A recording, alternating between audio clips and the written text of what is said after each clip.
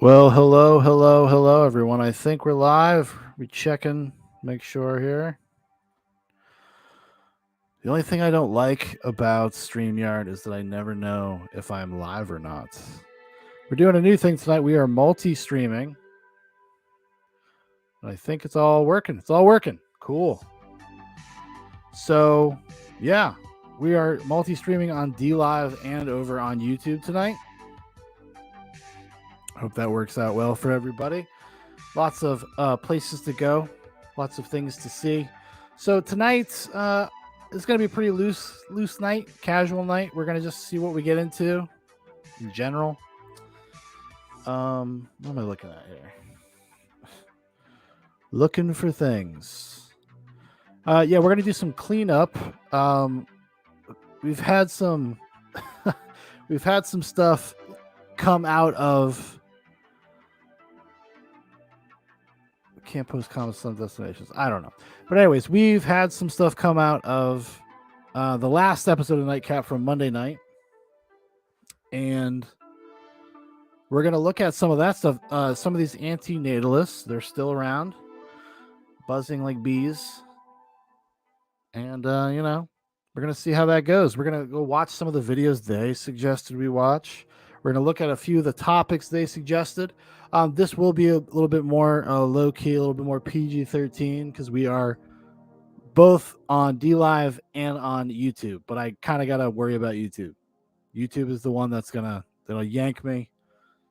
So we end up having to do that. But anyways, we'll just get right into it. So let's just check out some stuff. Let's check out the comments here. Let's check out the comments on this most previous nightcap. That'll be fun.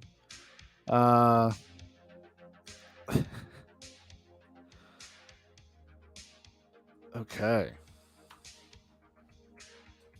All right. Still learning the software. Is this the one? Do it this way. Hopefully you guys can read this stuff. Okay, so lots of people jumped in. This guy right here, Roberto Angelotti, he jumped in like immediately. Like this guy was in this comment thread in the middle of the night, like 3 a.m. around 3 a.m. after I uploaded the archive, because I'll get done doing an episode on D Live, and then I'll go throw the archive up. And this dude, just like right away, he was in there, proselytizing, letting me know the good word, letting me know what was going on in shit. So, yeah. He was there. He says I was mixing up some terms, so we're gonna look at this other thing. He ephilism. We're gonna look at that later. But before we do that, I don't know if it's on this one. I have the. Where do I got it? I have the things saved that he suggested I look at. There was a few of them where he would say weird things like the future. Check this thing out, bro. Check this shit out, bro. Check out these on the street activism, antinatalist activists activating our hearts. Okay. So we're going to check out. So this is activism on the street in Toronto. Hold on. Let's pause the old chill synth there.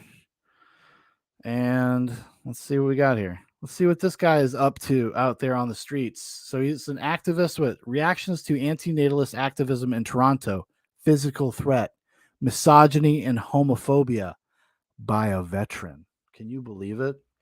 Can you even believe some scumbag veteran accosting this man in the streets while he's just, saying completely normal, reasonable, regular guy things? You know what I'm saying? Gamer words. You said it, Hagbard. All right, so this is going to be a little bit challenging. Can't post comments to some destinations. For some reason, okay, so D Live comments do not show up in StreamYard. So I will do my best to come back, make sure I hop over to D Live and make sure I'm checking the comments. So I see you there, Hagbard. All right, let's go. Children get raped, children die, so stop having children. The moment you have a child, they're prone to every kind of risk in life. Having kids is simply wrong. There's COVID, there's disease, there's all sorts of terrible stuff in life. So why are people reproducing? Why are people passing on life? The world is overpopulated as it is. Stop having children, stop breeding. You can do better than that. You're not an animal. Only animals have that animalistic instinct to reproduce. There's cancer in life, prick. there's disease, there's murders, there's all sorts of terrible. Like, so this guy just completely uncritically he's just out there spewing this stuff, and people are like, oh, like, can you believe that anyone would have a problem with this guy speaking like this? Can you even believe it? Oh my goodness. Fucking wacky. Wacky that maybe somebody might come up and say something to him where he's out there with a bullhorn telling people they're evil if they have children. Stuff. So, children that parents that reproduce and impose life on children, they're the real criminals. Cancer isn't the issue. Rapists aren't the issue. Parents are. They're the ones that bring children to Parents are murderers. What's that? Parents are murderers. Parents are murderers. Parents are sadists. I have no respect for parenthood. I have no respect for biological parenthood. It's wrong to impose life. It's like taking the idea of like getting a dog. Like, the thing about people go buy dogs, they say, hey, make sure you go to a shelter. Which, like, right, I don't really disagree with that per se. But but that's kind of the I guess the position they take a little bit. They're just like, oh well, go to a shelter and adopt a baby. Don't have a baby of your own, you fucking gross motherfucker. It's wrong to create children. It's wrong to bring people into a world of harm. And it's very clear that the world is full of harm. Everybody should read Better Never to Have Been by David Benatar. David Benatar is the one guy. He's the one guy we have. He wrote one book about it. Well, he wrote other books, but mainly the one book, Better to Have Never Been. So that's just what I wanted to share today, is that having children is a very sinful act. And not religiously sinful, just morally sinful. I have no respect for religion, but just don't reproduce. Don't pass on the burden of life to people.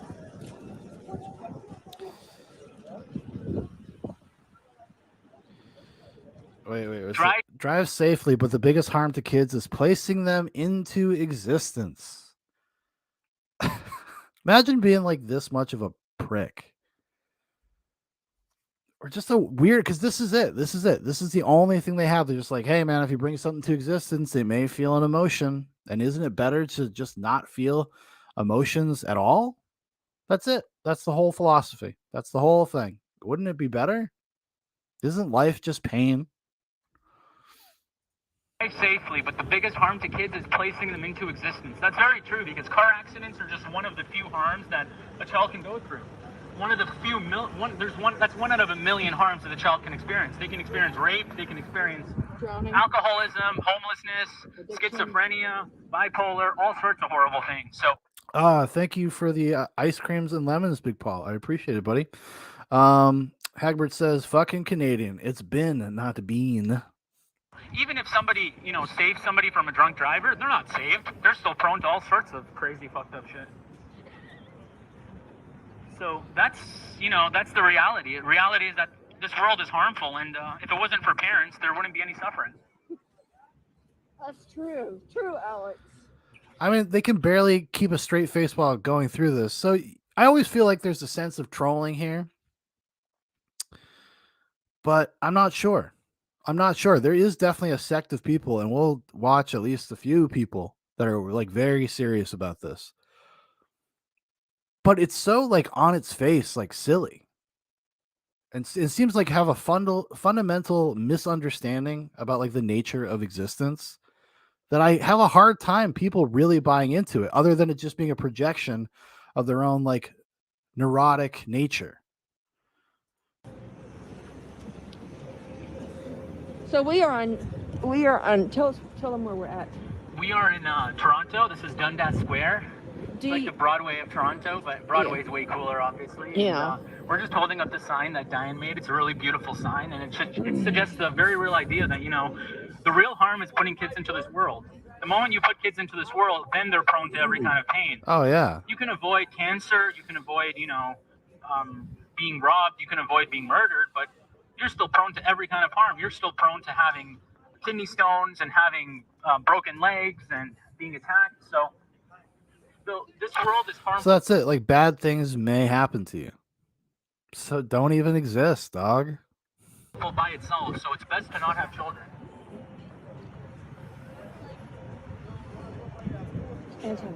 So antinatalism is the most ethical and sound philosophy. It's simply Hagbert says they're 3 blocks from the Hyatt and Second City Theater.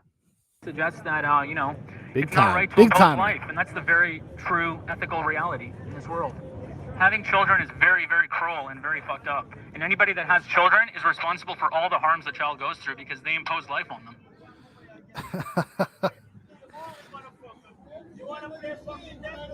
Uh-oh. Our boy is getting called out. Conflict. There's no conflict unless there's. Life is full of conflict, strife, arguments, fights. There's been wars. I mean, millions of people have died in wars. Millions of people have been blown up and lost family members. So all that could have been avoided if people simply didn't reproduce. Every children will suffer, age, and die. Giving birth is very, very wrong. Children will grow up and develop cancer and all sorts of bad things may happen. And they'll get back It's just wrong to have pain, children. disease. Is this like the fucking, like, the upper middle class or middle class, like, white version of being like a black Hebrew Israelite? That's what it reminds me of. Like, this kind of proselytization. Prophet says, "Oh shit, hey, what's up, buddy?" We're multi-streaming tonight, so you can chat here or over on D Live. We are also on D Live right now. These addictions. What is the for addiction?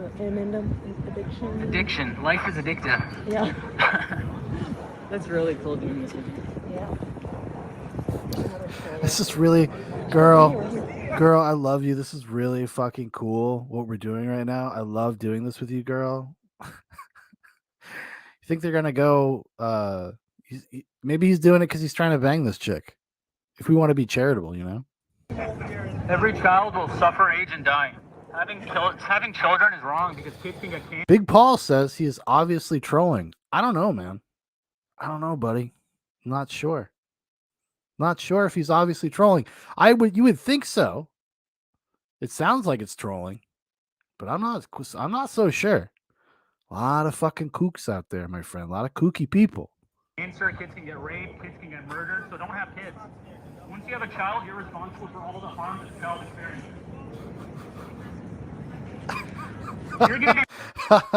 Prophet comes in. Sean, are you ready to just get on board? Are you ready to just take the wood chipper pill? Why hold on to your level head anymore? Look at what we're up against. Prophet says, I haven't even had a drink yet, and I'm amped. I know, I've had one sip. We'll see what we get into, buddy. You're a wage slave because your parents brought you into this world. You're a wage slave because your parents brought you into this world, buddy. It's their fault. You got a job you don't like? Fucking mom and dad. Can you believe that shit? Slavery is another big one. I mean, people are going to waste 8 hours a day working. I mean, work is immoral. Work is exploitative. And this is just, in countries like China and countries like Korea, people are really, really exploited. And that's another reason that, having children is wrong. Can you, hey, let's go over there more. Can you pick this up? Let's go over to where the action is. Let's go over. So they want to go over to instigate things. Like that's what they're looking for. They're looking for an argument for trouble, which I think is probably a kind of a theme with these people. They feel very indignant. They feel very righteous about their position. This guy, I can't tell. He's laughing, he's goofing, but they did go through the trouble of making a sign. Because you're like, oh, is this what do you call it? Is this a performance art? I don't know. I don't know, guys. Where the bus stop is.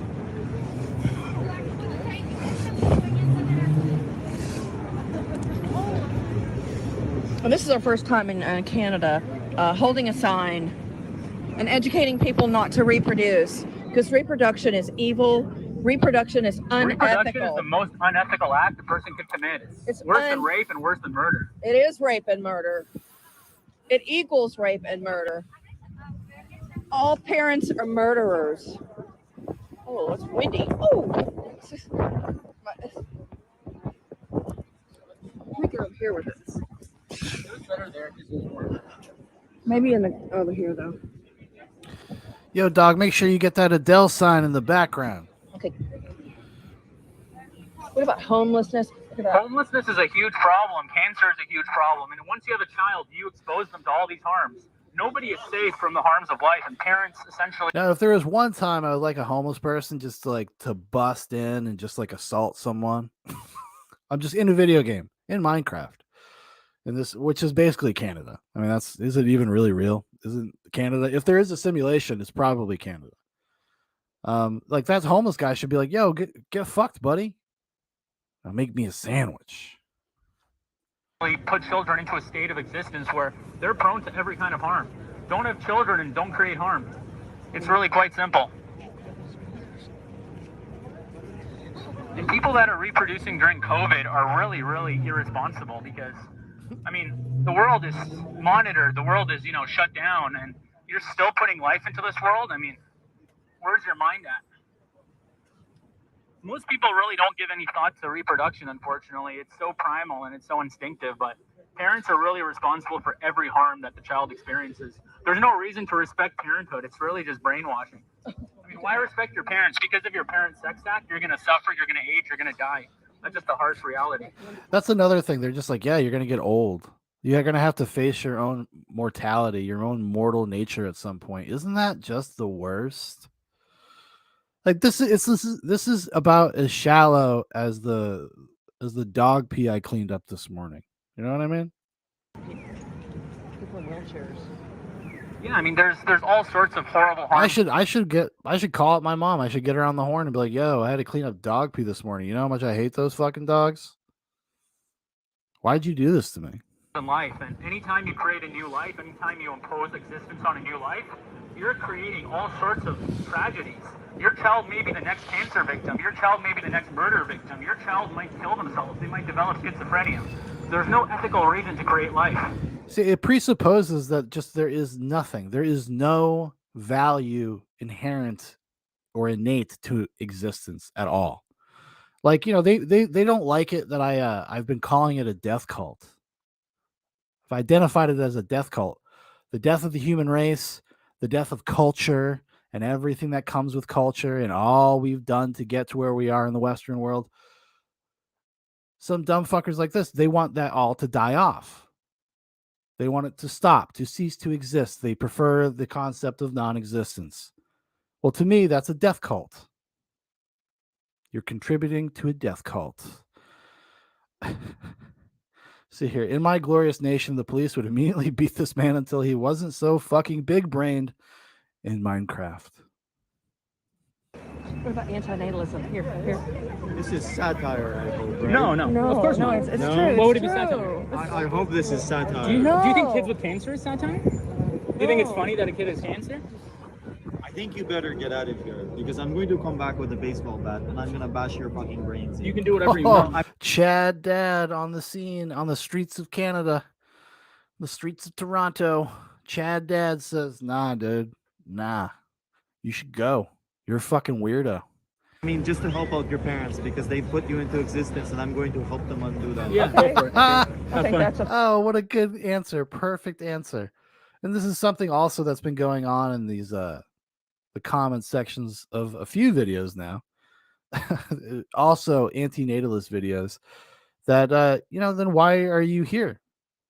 What are you doing? Like, oh, your life has value because you can proselytize and you can try to convince people to, that they shouldn't have kids and that everybody should die and blah, blah, blah. So your life has value because you're here. You have a purpose, but nobody else has a purpose. Hagbert says, "No, Donnie, these men are nihilists. There's nothing to be afraid of." a threat. Yeah, That's a viable threat. it's a real. Oh, it's a threat. Oh, it's a threat. Okay. I hope it's a promise. threat. Oh, what a piece of shit. I bet he's Are you a father? Ask Do you have him. a child? Wow, he threatened to bash us. That's pretty aggressive. You know He's what? not gonna do shit. I didn't even get that in my own community. He's gonna walk away now because he's a pussy that thinks I'm gonna call the police on him. I'd love to see him come back. Wow, what a piece of shit. Yeah, he's the piece of shit. He's the piece of shit. He's the one out there with a bullhorn yelling at parents as they're trying to walk by with their kids on a fucking Friday night.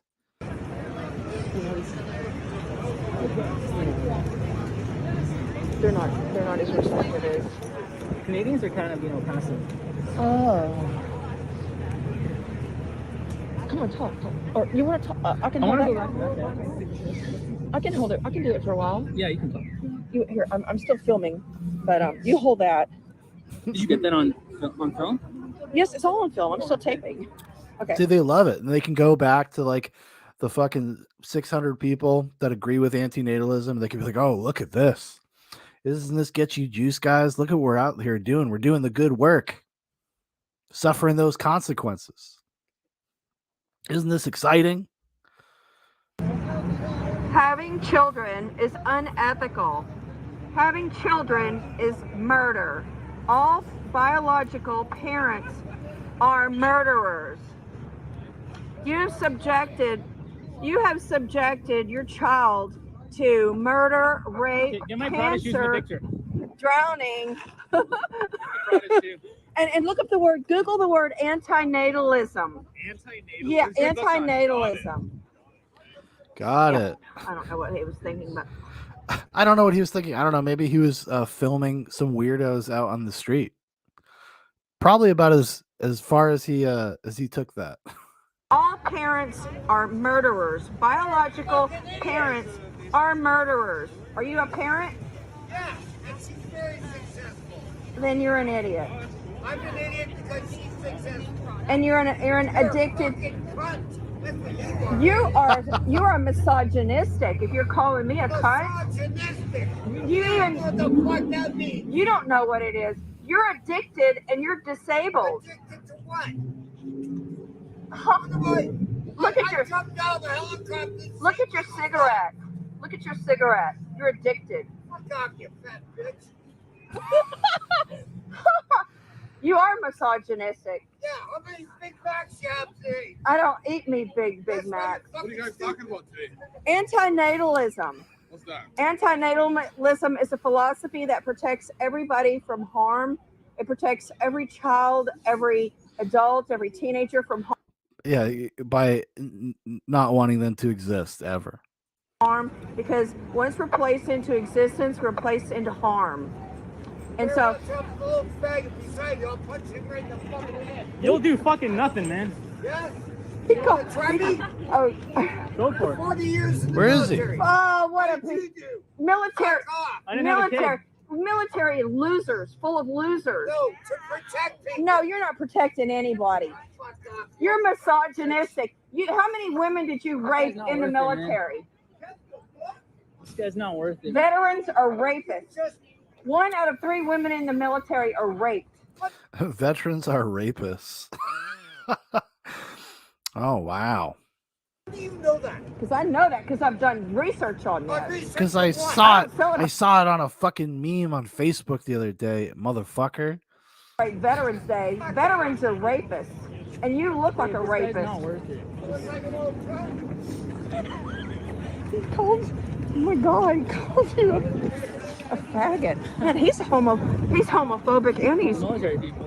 I know, military. I mean, they're the worst. I mean, they're the, oh, it's fucking cold here. We gotta meet tattooed.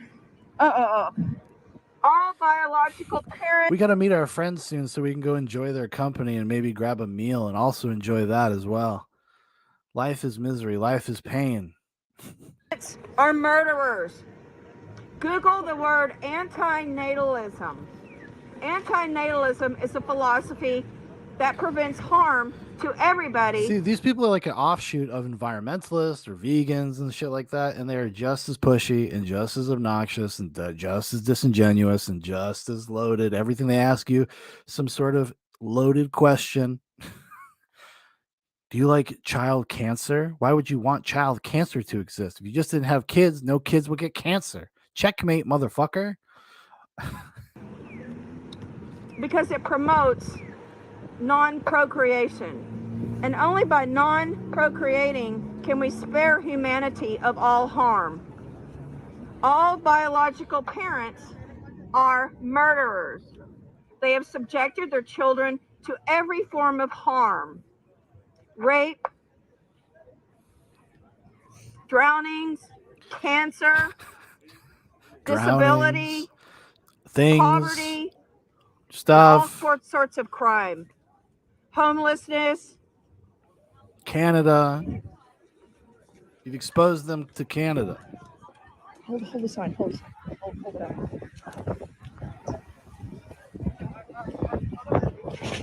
Very, very good. Oh, I'm freezing here. God damn. All biological parents are murderers. Every child born is subjected to any number of harms and eventual decay and death. Our bodies are decaying meat units. Oh, I'm freezing.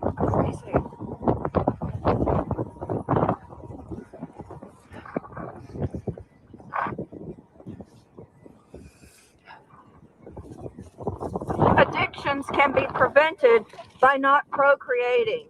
What's your addiction? Is it porn? Is it cigarettes? Is it alcohol? Is it drugs? Is it speeding down a street? I love it. I feel like we're playing a video game. I don't want to say anything.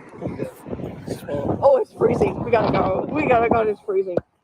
X to harass. Well, that's that video. I wonder what else they got on this channel. What else do they got here? So this is the ANTINATALIST. Oh, this is from a day ago. We got something from a day. It looks like they make a lot of shitty videos on their phone, but they're very active. Response video to antinatalist outreach on Instagram: sexism and vulgarity. There are more things to dislike about life than to like about it. All right, well, let's hear this one. Let's hear, see, other than, see, is it just going to be all of these same basic considerations? I don't imagine we're about to get anything that much deeper. I can't imagine. I'd be very surprised. Let's see.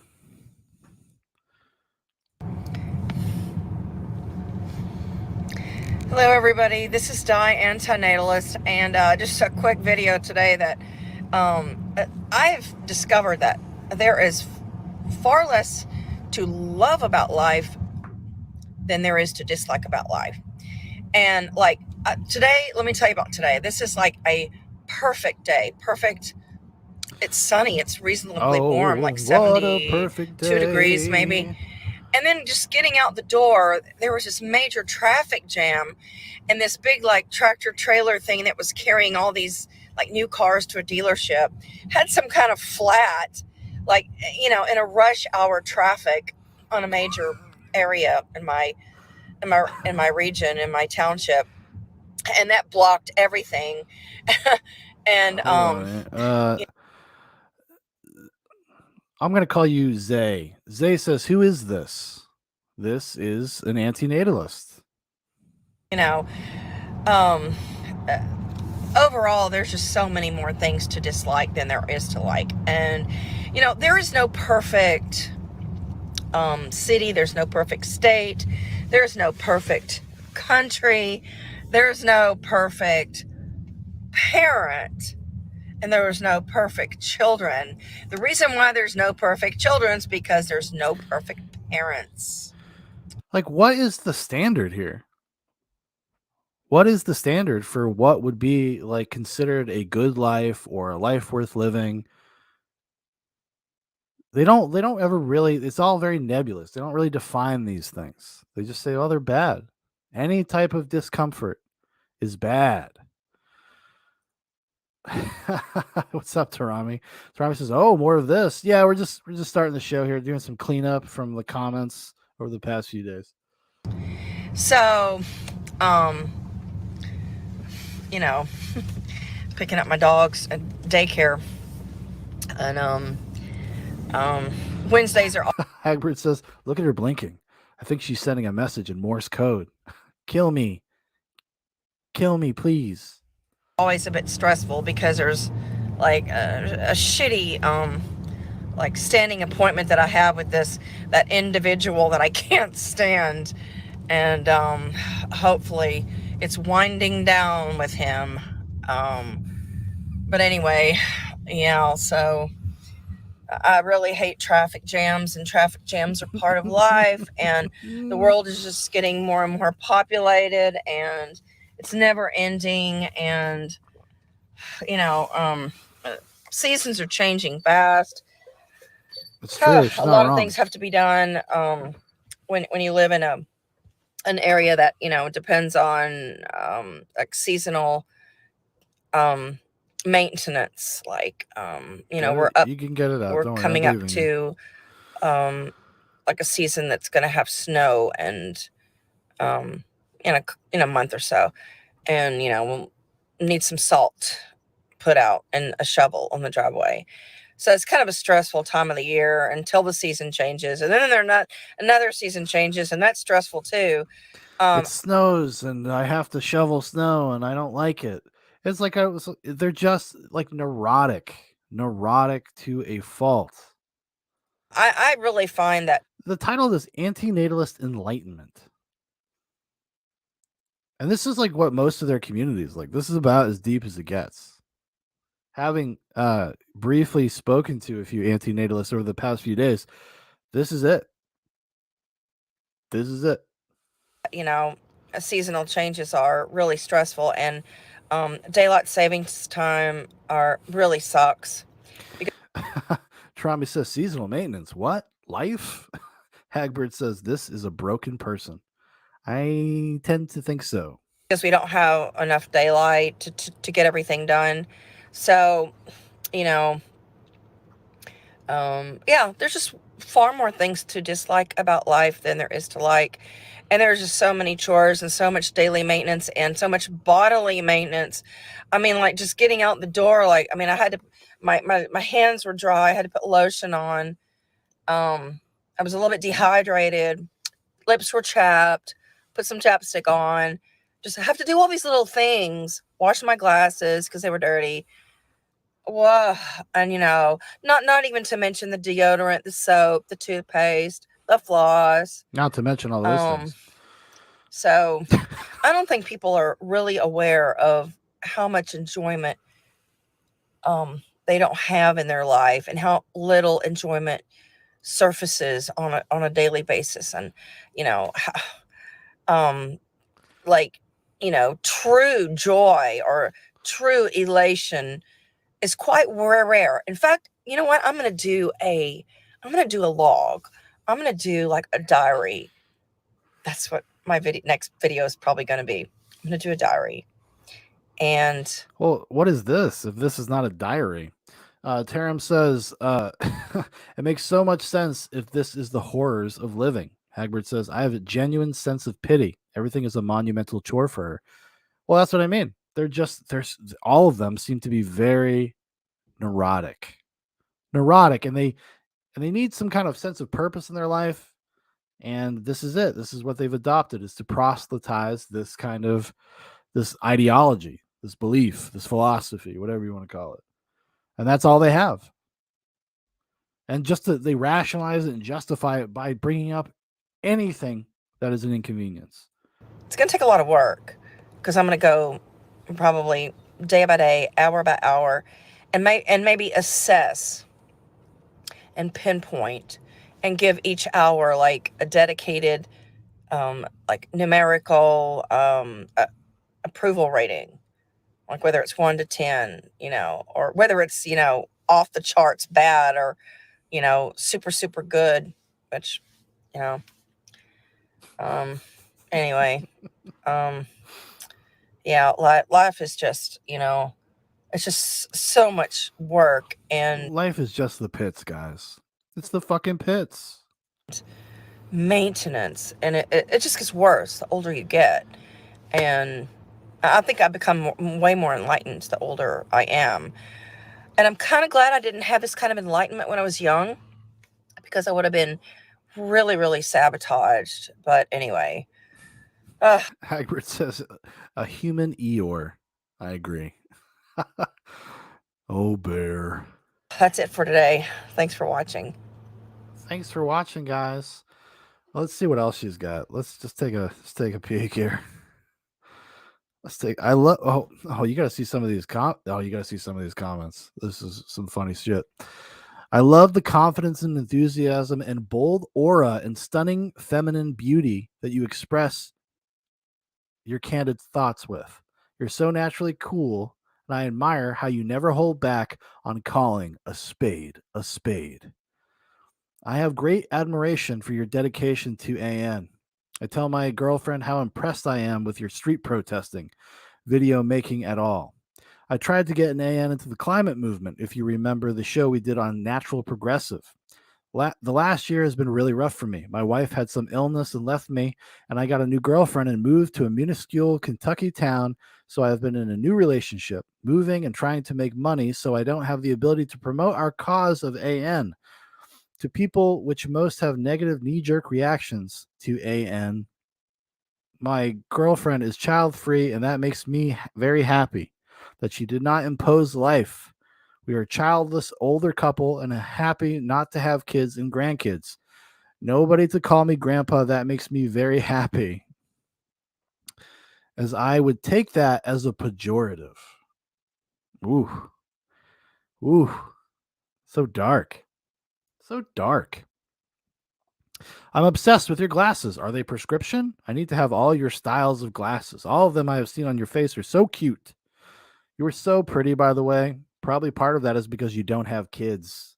I've watched some of your videos and I can really relate to the relationship you had/have with your parents. Mine have done very similar to me. It's been a hard life. That's what I hate so much. All the maintenance that goes into just appearing functional. It's a constant drudgery. These people sound like have you guys ever heard of NEETs? The NEET community? That's what it reminds me of. Just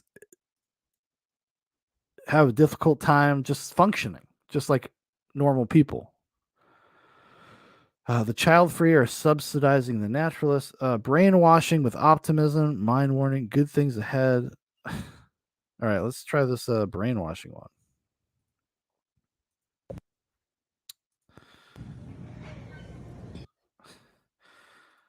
Probably, it's been a hard life. You sure about that, kid? Teremy says, I don't want to do nothing, man. Nothing. See what else she's got to say. Well, this is in Walmart, and this is one of those marketed optimists kind of T-shirts, just like one of those marketed optimist T-shirts that you see out there from time to time on children's clothings. You know, positive affirmations. The other day, the bumper sticker said, "Good things are ahead," or "Life is good," and so this says, "Good things are ahead," and just read the newspaper. Yeah, you're walking around with your dog, your service animal, in a fucking Walmart. I think your life is probably okay. I think you're probably all right. These people are all like Paul Rudd having to clean up his lunch tray in wet hot American summer. Exactly. Yeah, I was thinking about that earlier today. that exact thought. There's a lot of bad things ahead. I mean, what the fuck? Good things ahead. I mean, are they just like trying to like warp our minds? Are they trying to brainwash us? They trying to gaslight me I don't at know. the Walmart? Good things ahead. Woo! I mean, would they dare print one that says bad things ahead? I don't know. Probably like Hot Topic, lady. Why don't you go to Hot Topic? Seems about your speed. 16-year-old median American speed. I'm looking for her big. I thought she said she was going to do like a big video diary. There are no great biological mothers.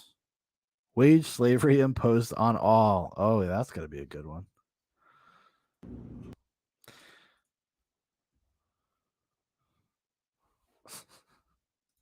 I'll give you the full screen on this one.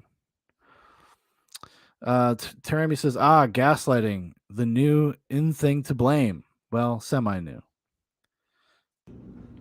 Hello, everybody. This is Di, ANTINATALIST, and a couple of figurines here have a purpose that I'm going to go over. It's related to antinatalism and parent worship.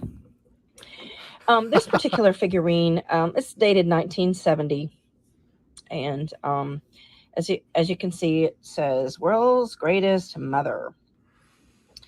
This figurine might actually have a purpose later on. No such thing, chump. But there is a lot of parent worship, and it is promoted by society, and I believe it has an intrinsic. Hagbert says she's gonna smash them with a hammer, isn't she? Well, that would require her to buy it, probably. Oh, it would be awesome if she just got fucking crazy in the store. That'd be awesome. Prophet says, "World's greatest mother, Beta." History from religion, that honor your mother and father crap, and it's very self-serving to promote that because most people are parents, and all parents feel like they deserve some kind of respect or some kind of praise or future service from their child. Now, Hagbert says, "Get well soon, JLP." Well, hey, I didn't know he was sick. I didn't even know he was sick. Well, hopefully he gets well soon. The internet needs JLP, even just for the memes. Even if it was just for the memes, they need him. Man was built for this moment. Praising one's mother is very highly esteemed in society, and there is actually a mommy taboo. There's a book called I believe that's the name of it, Mommy Taboo. So there is a taboo against speaking against one's mother or mothers in general. And this mommy taboo is basically a way to stonewall children and to dismiss any verbal, physical, or sexual abuses from mothers. As we all know, sounds like you're trying to open the door for like child agency and like, children should have kind of agency and they should be able to make these kind of decisions. That's a very similar argument to that pedophiles make. Tarami says, "I bought one of those at a car boot sale for my granddad when I was a kid that said world's greatest granddad. The happiest man I ever saw." Are you sure though? Are you sure he wasn't just miserable deep down inside and that he wanted to kill you and the rest of his family? Are you sure? Mothers are very capable of emotional, psychological, physical abuse, etc. And society punishes us when we speak out against mothers. It actually is akin to blaming the victim. Tarami says he probably was. Terrific actor. There's your silver lining. Prob says, "I'm actually afraid he had corona. No joke. I feel in my heart JLP might be passing away soon." Well, that would be a shame. That would be a real bummer, actually. Because the child is the victim. Child is the victim in the world, in society, and in the household. Child did not ask for existence. So, there's one thing I agree with antinatalists about, is that children do not ask to be born. They don't ask to be brought into the world. So it's incumbent on you as a parent to do your best, to rise to that occasion of having a child and having brought it into the world. And you do the best you can. You got to put some effort in. You know what I mean? I do think as a parent, you have a responsibility to that. But this takes it to a wild level. It's not uncommon to see world's greatest mother and world's greatest father, best mom, best dad. There is no parent, no biological parent who can claim that they are the best. They are the worst for victimizing their children by placing them into existence. Now, Like, it's an argument. You can't ever talk to these people. You can't actually rationalize or try to make your own argument or anything, because they will always go back to that. Just existing is a form of like trauma. It's a form of violence. Like, I don't even know what kind of argument can you mount to even like get through to them, because it will always come back to that. It's the most nihilistic thing in the world. Oh, they say it's not nihilism. They say, oh, no, we actually care a lot. We actually care a ton. We care more than everybody. We care more than anybody because we want to stop pain and suffering outright by not allowing anyone to exist. Hagbard says, I respectfully disagree. I fucking rule. Just ask my kid. That's the same thing I say. My kid tells me he loves me every day. Prof says, every day I tell my child, I love you, and I'm so happy you came here to be with us. And I hope he really actually absorbs this and can keep his head above this self-hating nihilist BS. Can't agree more. And I do the same thing. Especially when you have moments of like tension with your kid as they get older and they kind of like push their bounds and stuff. Even when you're having a disagreeable moment, it's always good to end that conversation with like, I love you, and we're going to get through this together. Pro dad tip right there. I want to show you the second one. It says, keep smiling. The boss loves idiots. Now, everybody knows that once you are born, you are eventually going to be a wage slave. And society likes people who smile. In fact, some jobs tell their employees to smile at the customers, which is, Tarami says, Prophet makes a great point. Fucking hell, it'd hurt to see my child turn into one of these people. Couldn't agree more. Hagbard says, I need that. Also, I'm sorry, guys, that are watching on DLive. I can't show your comments on screen. For whatever reason, StreamYard doesn't have the chat like intuitively like plugged into its program. So that's why Prophet's on screen and you are not. I am not playing favorites. I'm not saying that you shouldn't be nice to customers and you shouldn't be polite, but forcing a smile is another thing. And bosses do love idiots. Society loves idiots. Society loves people who are, under the thumb of authority. Well, that's probably the first thing she said that I would agree with. I think society does kind of love idiots. Prop says the third chamber of my spice grinder contains a fine powder I refer to as fallout juice. I think I'm cracking that open and taking the night off. Well, we'll do it together, my buddy. Tarimi says she has a point for all the wrong reasons. I agree. Yeah, what motivates this opinion is not something I would agree with, but this general sentiment, you're like, well, okay. I mean, that's not crazy. And most people are not bosses. Most people are employees. So this basically insinuates that the boss loves people who are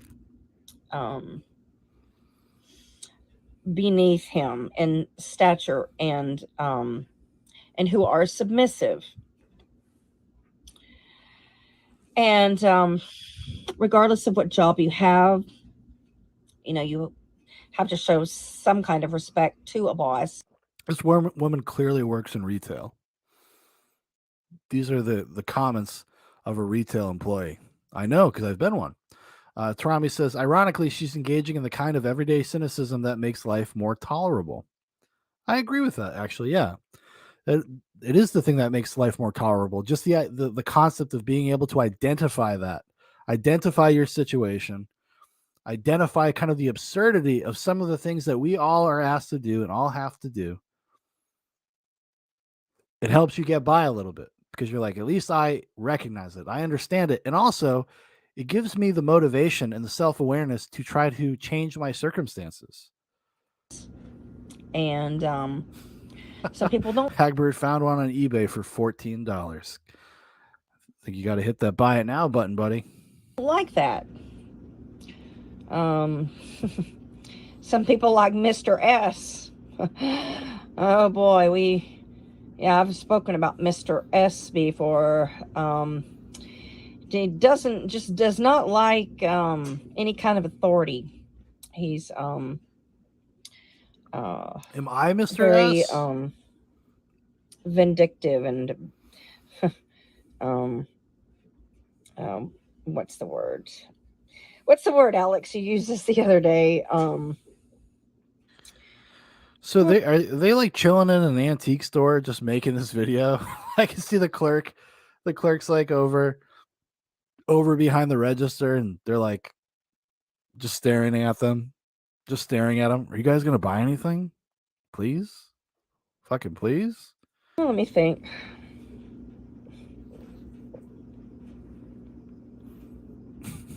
Well, I can't think of it. Oh. But anyway, I some guess people really resist another one of life's cruelties, being forgetful, not being able to find the right word in the moment. I feel you, sister. kind of authority. And this statue here, it just says, keep smiling, the boss loves idiots. Because the boss doesn't care if you're a phony. The boss doesn't care if you're a covert, if you're a manipulative, or if you're a fence rider. All the boss wants, and all that your job wants, and all that society wants, is that you put this big smile on your face and you fake it for the 8 or 10 hours that you are at work. And as a culture, we are taught to put on a happy face no matter how you feel inside, and just deal with it, just cope or whatever.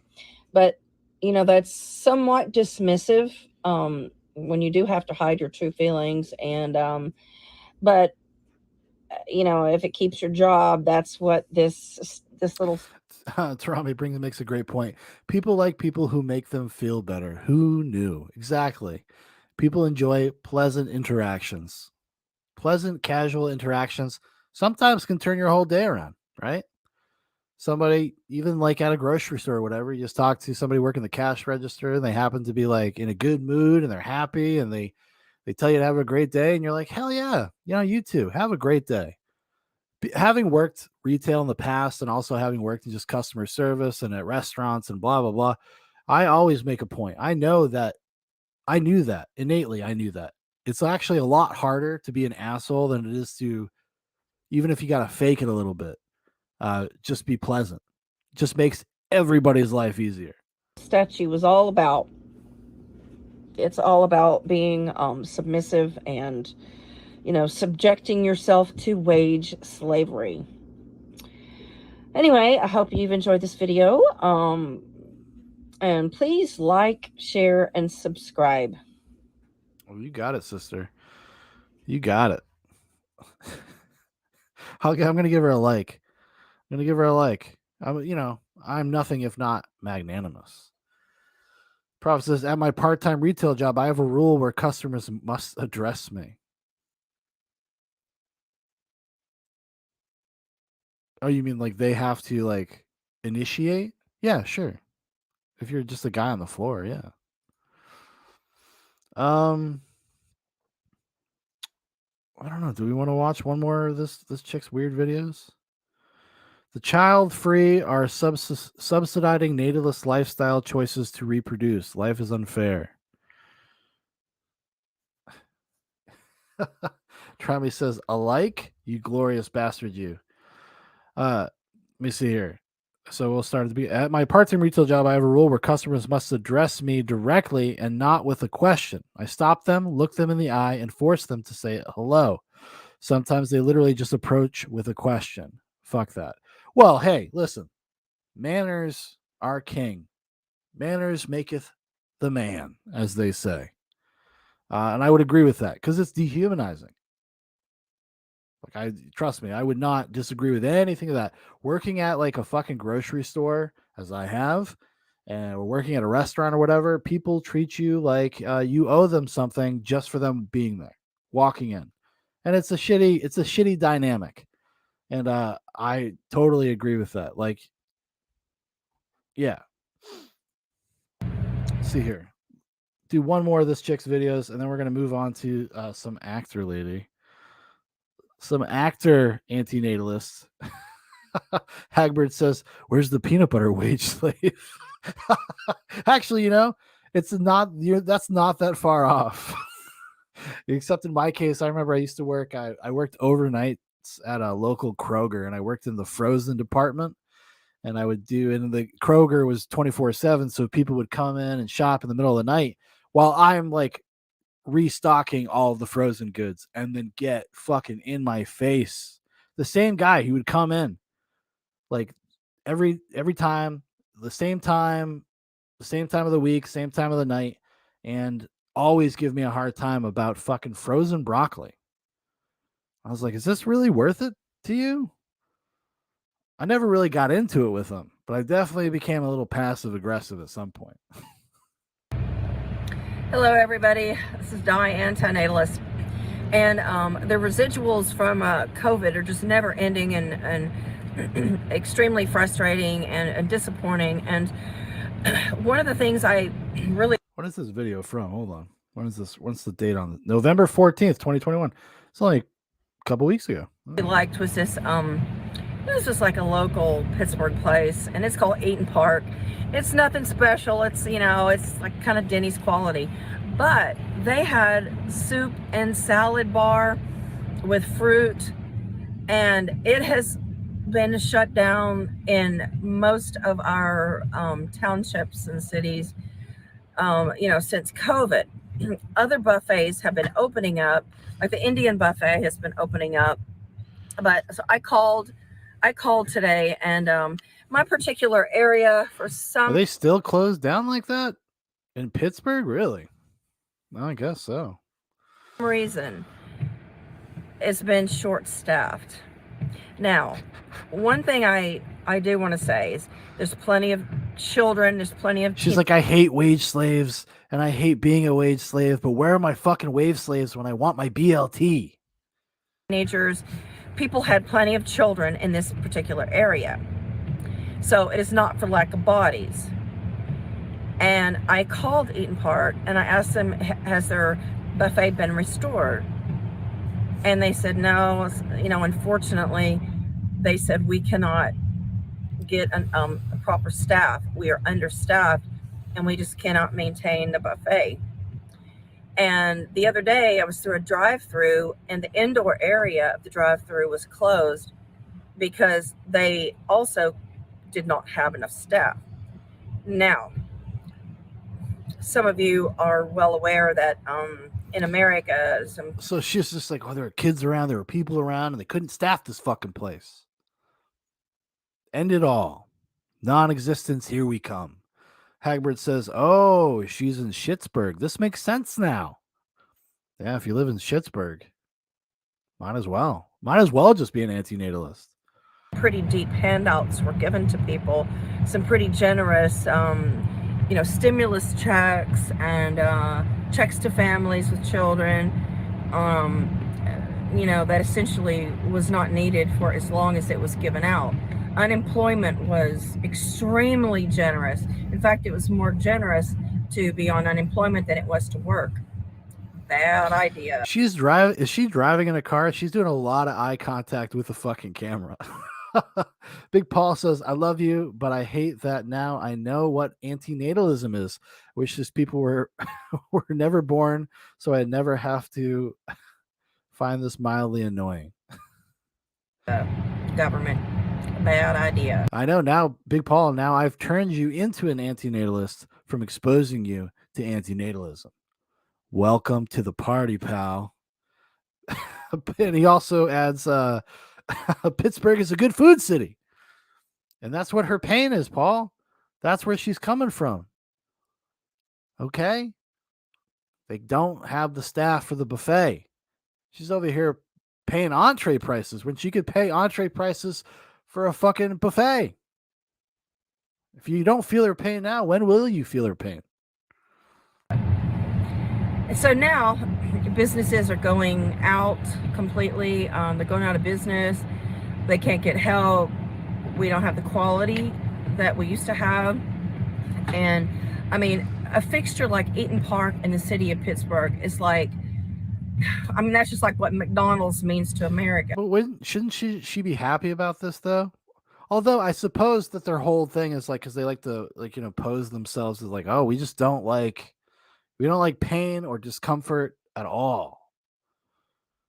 So she's like, I gotta be alive. I'm alive. So these people are really fucking my shit up. Tarami says, to Big Paul, not since that Indian buffet closed. Sad. Yeah.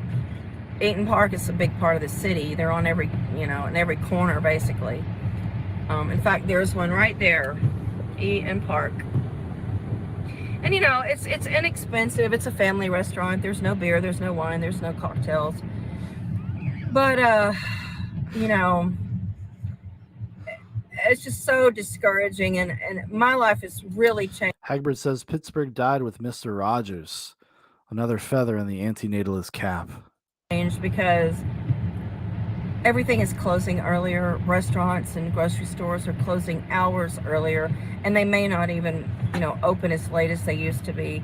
And I'm a late night person, so my life has been really restricted and, curtailed because of the hourly changes of place. Yeah, but what else would you expect? Shouldn't you expect this constant sense of dread and disappointment about everything? Like, why are you complaining about it? Why are you surprised? Prophet says, I'm not saying this woman should be permanently sold into slavery, just for like 6 to 10 months, so she can get a taste of what she's missing. And businesses, because they can't get staff. And one eternal disappointment for me is realizing that people have had, children. We have plenty of teenagers that could staff these places. We have plenty of young adults. When I was young, I worked, when I was 16, straight through 16 on up. Always had multiple jobs out of necessity, of course. My parents were not helpful in any manner, and that's why my parents were basically divorced. I mean, I think that a lot of the key to a lot of these people, and if you go over and peek into the antinatalist Reddit, you'll see this too. It's mostly just people that seem like they had shitty parents and they had kind of not ideal childhoods, and that's what kind of started them on this whole thing. Started them in this whole bag of like, well, it wouldn't have been just better if I had never been born at all. Like, it's the way that 17-year-olds think about things when they're being very dramatic. I basically, cut all ties, went gray rock, abandoned them. They were useless to me. But anyway, the taxes in my particular area, school taxes, property taxes, are extremely high. They're the highest in the state of Pennsylvania. And the township or the area boasts, a good school, good senior high school, whatever that means. So people flock here and people want to be in this area for schools. But it's really disappointing to pay the extreme amount of taxes that we do. And if I told you the amount, your jaw would drop. It's disgusting. It's utterly vile. Yeah, but what does that have to do with anything else? It's Big Paul says it's that whole Arrested Development bit you did the other night. Yeah, it is 100%. They cannot move past the mentality, that immature mentality about like when you feel discomfort or sorrow or have a trauma or have some sort of emotional fallout from something. And this is just the way they take it. They take it into adulthood. And you see this promulgate in other things as well, in terms of just lifestyle and attitudes about things. Like, people kind of don't grow up now until they're maybe in their 30s. And unfortunately, they don't spend, it's not like they're spending their 20s like educating themselves or becoming sharper minds or whatever. It's just they don't even attempt at real life. Actually, probably myself included, honestly. Let me see here. What is Prophet say? Sorry, hun. The kids are all anti-natalist now and don't see a point in working. You're bad, lady. You're bad. Good means mostly white kids. At the school in Pittsburgh? Pittsburgh's probably pretty white. I don't know. I don't know if I've ever been to Pittsburgh. I've probably driven through it. I should go there. The home of George Romero. That a child-free person like myself is obligated and forced to pay for someone else's children. And these children they're not even like, healthy contributing members of society because we're so short-staffed. I was about to stop it and make this exact joke. make this exact joke that they're not even healthy. They won't even work at the fucking buffet that I wanted to go to. Big Paul said Prophet knows what kind of people are in Pittsburgh. We're not short of teenagers and young adults. So it's a real bitter pill to swallow, realizing that you don't have control in life over anything. And, forced natalist taxes on the child-free is pretty as unfair as you can get. It's pretty and there's fucked up, guys. Widespread dissent over this. People are vocal about it, but the child-free voice is the minority. We just don't have the vote. We are, we're an oppressed minority. But to pay taxes on the natalists who are not contributing to society is just another slap in the face. And so she's come up with this because the restaurant she wants to go to is short-staffed and she can't get those buffet prices. She doesn't like that. So now she's spiraling. And, I contributed when I was God, indeed, young. Terami. Of course, now I'm 60. And in turn, I am not getting what I gave to society, I don't feel like. She's not wrong in terms of like a generational attitude about responsibility and wanting to do things for yourself. If anything, millennials, maybe even Generation Z, little entitled to just have things in a way that maybe her generation when she was younger isn't. Prophet says there aren't teenagers willing to work for under minimum wage to stock my buffet of dog food and corn syrup slop, so nothing should exist anymore. Sounds pretty reasonable to me. Sure, there's plenty of stores open, I guess, but not the ones I want to go to. Really changed in its flavor and its quantity and quality. And youth in my city they're just not contributing. And for the last 20 years, I've noticed that young boys, young girls, teenagers, or whatever, they don't go door to door and offering to plow snow. They literally just don't work. I don't know if it's the parents who encourage them to, be a child.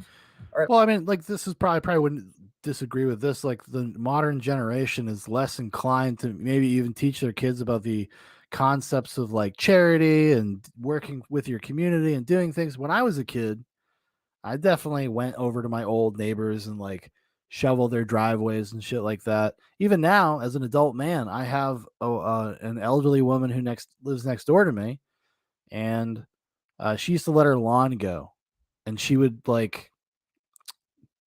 go out there trying to mow her lawn. Her husband was an invalid; he passed away recently.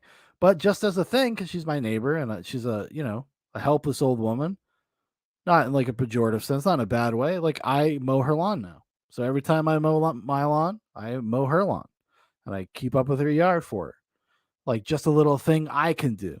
But I can understand that. Like, that's not something that I don't see anymore. I also don't live in an area anymore where that's much of a thing. Shoveling snow, anyways. Thank God. Live out their youth a little bit longer before they start working. But there's no sense of like community or helping people. And if you drive around any neighborhood around my area, you'll see hordes of driveways that aren't plowed. Prophet says, "What a fucking humanitarian." Hey, Sean, next time you mow that old bag's lawn, why don't you crawl up on that cross and nail yourself to it? Jeez, what a fucking hero. I'll take it. I'll take it. Yeah, when you come back to me when you're a Spice King, buddy. Okay? And people who need help and senior citizens. The guy that mows my yard, he said that a senior couple called him in tears, and they just could not find anybody to mow their yard and do their yard work. And this should never be an issue with an ongoing population. We don't have a shortage of births. People are continuing to reproduce. They're just being subsidized either by their parents or by society. Society. I mean, there's nothing other than them being subsidized, because everybody should or could use money or need to save money for the future. And what better time to save money than when you are 16, 17, 18, 19, 20, 25. And some parents are so generous to their children. Like, for instance, this ex-friend of mine that I had, she had 2 grandsons, and they got huge allowances from their mother and their father. And both parents were in the medical profession, did really well, but they were divorced. So they had 2 families to siphon money from. Must be nice, huh? But must be nice. It's a real bad indication of society when young people are either prevented from working or who don't need to work for some reason, whether they're being enabled or whatever. Listen, I'd agree with this. Like, it's good to encourage your kids to go out and get a sense of the real world. Help out your neighborhood. Get a job when you're young. Just go out and dip your toe into those things. Even if it's not necessary, it's probably a good thing. Prophet says she's not wrong about how threadbare our society and culture is now, but this isn't the way to react to it. And take off those fucking stupid glasses, lady. Get real. There's so many senior people that need help, get housework, groceries delivered, snow plowed. We have a big aging population here too. A lot of people over 80, and I'm just very, very disappointed. She might be one. In the young culture, and the fact that, even so far out of the lockdown, that we have businesses closing and short-staffed and no buffets. And no buffets. No buffets. There's a crisis. There's a generational crisis going on, and no fucking buffets. So that's what it always comes back to with these people. Some sort of like selfish need or selfish endeavor or perspective or whatever. Like, she's over here bitching about young people not like wanting to shovel people's driveways and mow people's lawns. But then on the other hand, she's also saying, well, I don't want to pay taxes for the school. So what do you want? What do you want? You don't want to contribute just as much as they don't want to contribute. You're the same. You're immature. You fucking stupid. Hagbert says, I'm teaching my 4-year-old to rewind motor stators. Yeah, her fingers bleed. She's not going to be some entitled. Hold on. Make sure I get this. She's not going to be some entitled sponge. Good for you, man. Prophet says, Darth Vader, no buffets.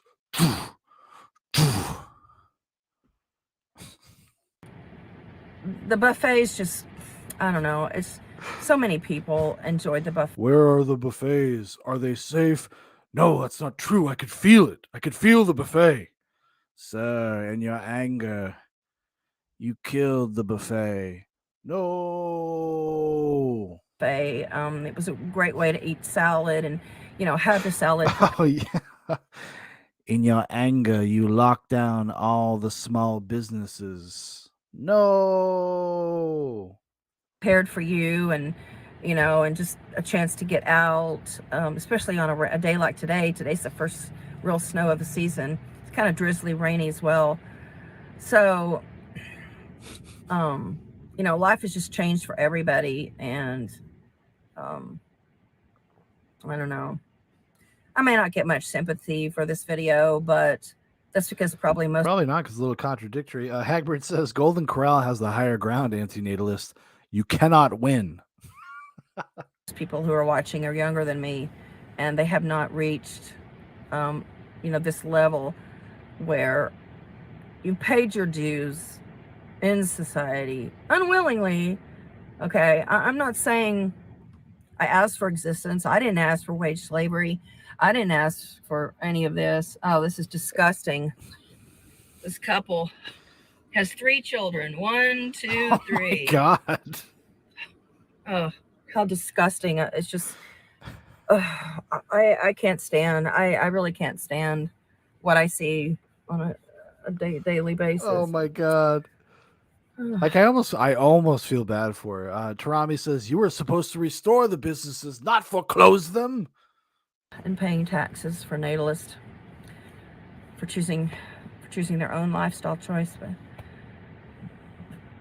things are not. Yeah, but shouldn't she be pro this? Like, so if teenagers don't want to go and get shitty jobs, and that brings them happiness, that brings them joy, it eliminates some sort of pain or stress in their life. Shouldn't she be all about that? Aren't these people supposed to be all about that stuff, right?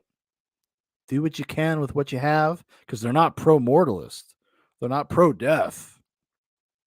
Hagbard says if she felt that strongly, she would never have run them over. Yikes. I'm telling you, Waukesha is a smokescreen. They're not fair for the child free. So if you're following my advice and, you know, remaining child free, just beware that life will be very, very unfair for you. And I'm certainly not advocating you to throw in the towel and conceive. No way. No way. Tarami says, if anything, we need more kids so we can get more competition over shitty jobs. Well, we need more kids that are, I guess, what would I say? Empowered, educated to a certain degree, not necessarily have gone to school. The internet is, you know, it's been the great equalizer for that stuff, right? For knowledge. But yeah, I'd agree. Hagbard says, touche, Paul. Touche. Prophet says, imagine being this pissed off about never being bred. She wants it. She says, fill me up. I'm about a quart low. I'm making a huge sacrifice to do these videos. Huge Sacrifice. You know, one thing. Yeah, a huge sacrifice to do these videos. What the fuck are you talking about? You know, guys, I'm making a huge sacrifice right now. Making a huge sacrifice, making these videos. I'm out here, listen, throwing my opinion out there to the public. Antinatalists coming down into my comment sections. Tarami says, I mean, from her perspective, fewer kids would make fewer cheap buffets, not more. Exactly. She should want people to have kids so she can go to this fucking buffet because, you know, it's a numbers game. At some point, some parents are going to have kids that want to go work at the buffet. More kids means more people to work at the buffet. Totally agree, Tarami. About these videos, some of you probably don't realize is that we attract people that maybe we don't want watching us. There may be even like... Is she talking to me? Is she talking to me? Oh, you cutie patootie. Big Paul says buffets bring all walks of life together. Well, that's true. Who doesn't like a good fucking buffet, right? A neighbor or boss, a coworker, a family member that's watching our videos. And if we could block them, we could, but we have no way to know who's watching us, nor who's yeah, it's just impossible. Hello? It's an open forum. It's a Hello? public forum. And there's people that I definitely would not want watching my videos.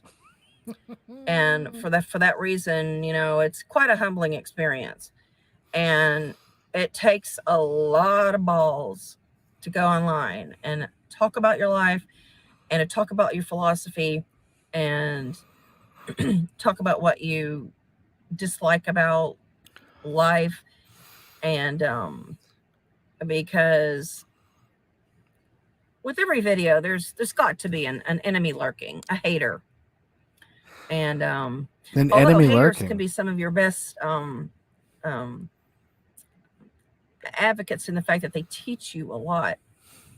But Big Paul says, link the stream in her comments. Trami says, nah, don't do that. Don't be cruel. No, I don't advocate ever going into people's comment sections or doing whatever. Any videos I watch on Nightcap, I don't do anything like that. We're here to observe. We're here to learn. We're here to see other people's life perspectives.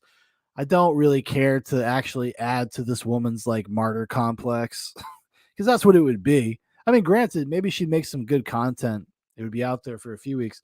Although, surprisingly enough, some of the people that I've talked about have found my channel and they'll send me messages like, hey, man, I made a reaction video. I did a response video. And I just say, good for you. I don't care. I do not care. I've never watched a single one. Big Paul says, now I agree with Prophet. Go crucify yourself. Gotta get up there on that cross, boy.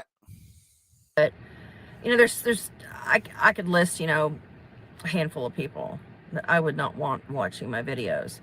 It's basically spying. It's basically getting a glimpse into somebody else's life or seeing somebody else up close that you would never rub elbows with. Now, she could do this privately. Like she could make her videos unlisted, and then she could have some sort of exclusive list of people that she sends her videos to. You know, I know a guy who does that. He's got a private podcast. You know what I'm saying? Prophet says, I got to see these Nightcap hot reacts. Oh, maybe someday I'll go look. Maybe someday for a Nightcap it would be funny. Big Paul says, you're putting it out there. My God, bring back fuck dolls. Trami says, the lack of self-awareness is astounding. And I think that's true with most of these people. They kind of just are not self-aware. They don't like understand their own pathology, like their own narcissism. Hagbard says, did the adult diaper people respond? They did not respond personally, but they did flag those videos. They did flag them. So I don't know. They may have made like reaction videos, but they flagged the video. And I got warnings about that video in particular. The one that actually caught me, like actually won, somebody like contacted me and said that like, oh, I actually made a reaction video, was somebody that was really into the Insane Clown Posse. I did a video where I covered like Tom McDonald and then this guy named Nuka Zeus, who's a white guy that's been injecting his skin with like tanning solution to turn himself black. And those guys, actually both of those guys contacted me. And I just said, go with God. Have fun, boys. Or that you would restrict from your personal daily life. And like, you know, it's impossible for me to do that. So it takes a lot of balls to expose oneself. And I think the other YouTubers who are doing the same thing as myself can actually relate to the exposure. And, you know, it's somewhat of a violation, a self-inflicted violation.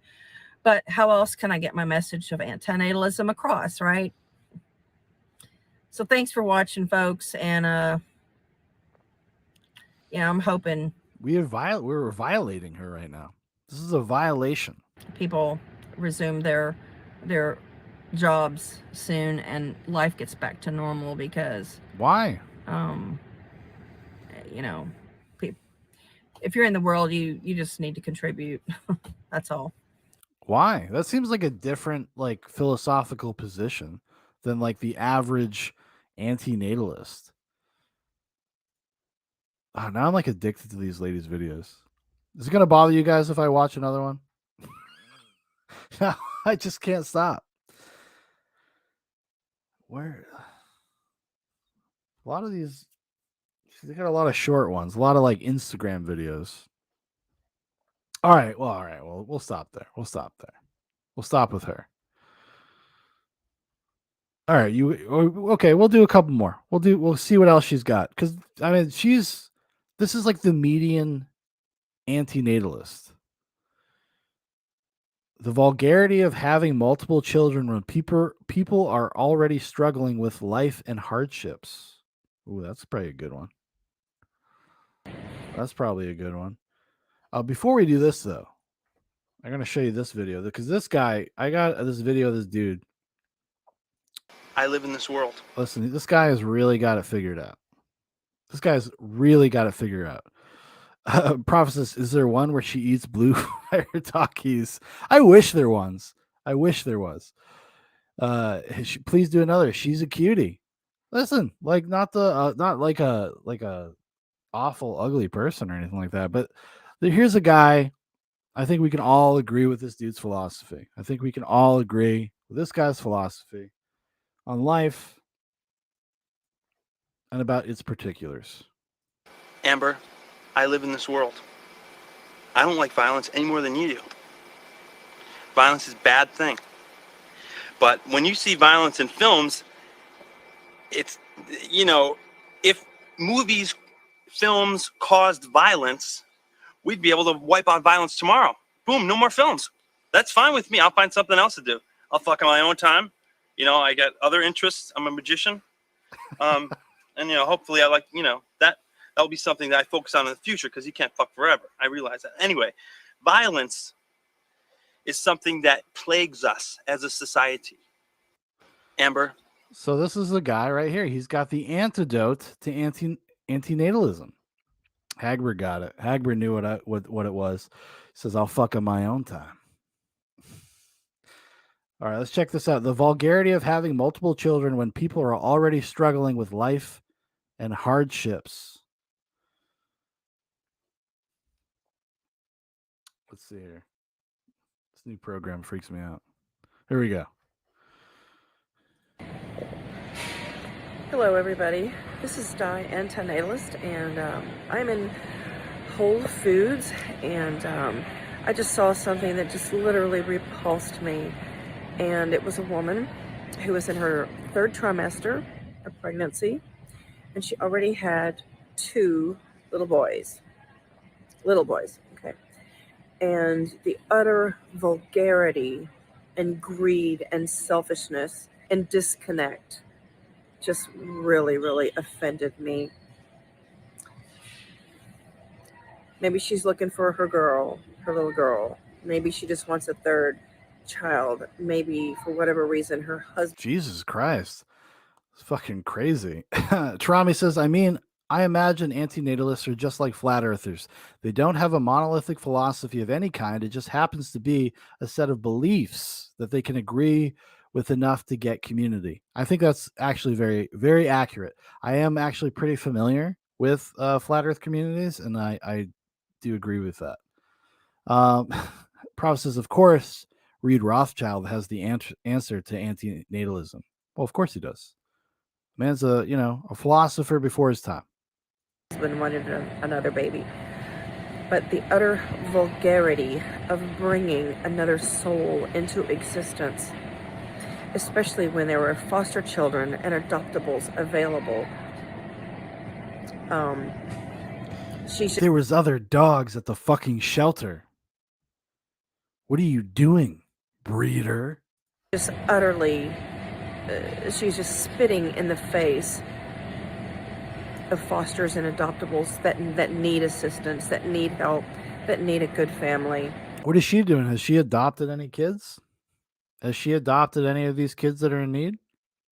Oh no, she can't be included in that. She cannot be included in that because she's an antinatalist. So that kind of a burden is not something for her because she doesn't want to have kids.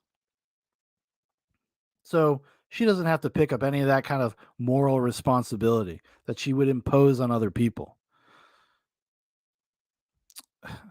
Terami says, "Oh no, that's against her religion." And she and he, the father, they're just spitting in the face of everybody with needs and with hardships. Then go and, adopt a kid, asshole. Illnesses, chronic illnesses, terminal illnesses. It was just the most vulgar. Put your tax dollars to work. If you're bothered by paying taxes for schools and whatnot, go adopt a kid. You'll be good. Send them to school. Hagbard says yes, and she ate them. That's why she looks younger than her 60 years on Earth. Gotta get that lifeblood. Seeing, You're a witch. You're a witch. Seeing her inflated belly with 2 children already, and just without a care in the world, she is, going to thrust yet another child into existence. Like, natalists are just totally unplugged. There is a huge disconnect between them and reality, and there is like just so much torment going on in the world, and there's so much cruelty, and there's so much She's making kids to work at your fucking buffet, lady. You should be out there jumping for joy. Stress and struggles and conflict. There's conflict everywhere you go. And, like, even when I was on vacation in, Vegas recently, there was a guy who was, clearly, like, either off his medication or, medication wasn't working, and he was just, running down the street, cursing, and probably hearing voices, and etc. And anytime you're in a large community of people, you can see, people like that who are in just really devastated mode of mental illness. And for somebody to bring yet a 3rd child into existence is literally just spitting on the faces of people who are struggling physically or mentally or financially. Because that's the only end she sees. She is this complete projection. She only sees her own life as the possibility. That is the end game. There is nothing else other than that. And she has the nerve, and her partner has the nerve to conceive yet another child as if their own children won't receive harm. As if they're not going to be inflicted. Hagbard says, and her 3rd child's name will be Zephram Cochrane. That is a Star Trek joke. Go watch Star Trek First Contact, everybody. With pain and afflicted. Invented the warp drive. With disease and hardships and wage slavery. Luma asks, I have a drink with a straw in it. Am I gay? I don't know. That's a personal question. I don't think so. You're probably all right. I don't think that makes you gay. It really, really hit me hard tonight. And there's nothing more vulgar than seeing people with, multiple children. And, like the pandemic wasn't enough for you people? Wasn't enough for you natalists to learn your lesson? I mean, what does it take for a natalist to learn their lessons? Like, she's like, this lady walks around public places fucking making these weird manifesto screeds.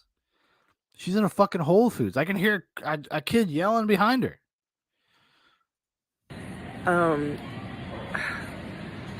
Life is a tragedy, and Well, there you go, Tarami. What lesson? Life is a tragedy. Life is a tragedy, dude. Any creation of it, any contribution to life is in and of itself a tragedy. we just can't seem to get it through these people. There's a huge disconnect, and they're so selfish, and they're so egotistical, and they're so self-absorbed and so narcissistic. They don't even care about their own children. In a nutshell, they do not care about their own children. Tarami says, unless that contribution is towards buffets and people that work at buffets. Yes. Yes. The great equalizer. The thing that turns it all around. My personal convenience. My personal concept of convenience. If these people were just having kids that served me in a way that made my life better, then I'd be cool with it. To thrust them into existence.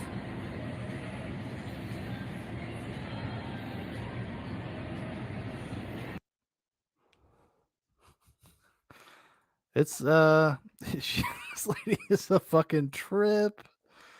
Come on. Come on. Who doesn't love this lady already, huh? Who doesn't love this one? Another reason I'm an antinatalist, people like Matthew. Well, that seems like it's deep lore related. Vegas is not an atmosphere for children. But you don't like children, so Casa playing in Las Vegas, Vegas Tiki. It's like just a sad middle-aged woman. October 8th, 2021. Eternal Peace.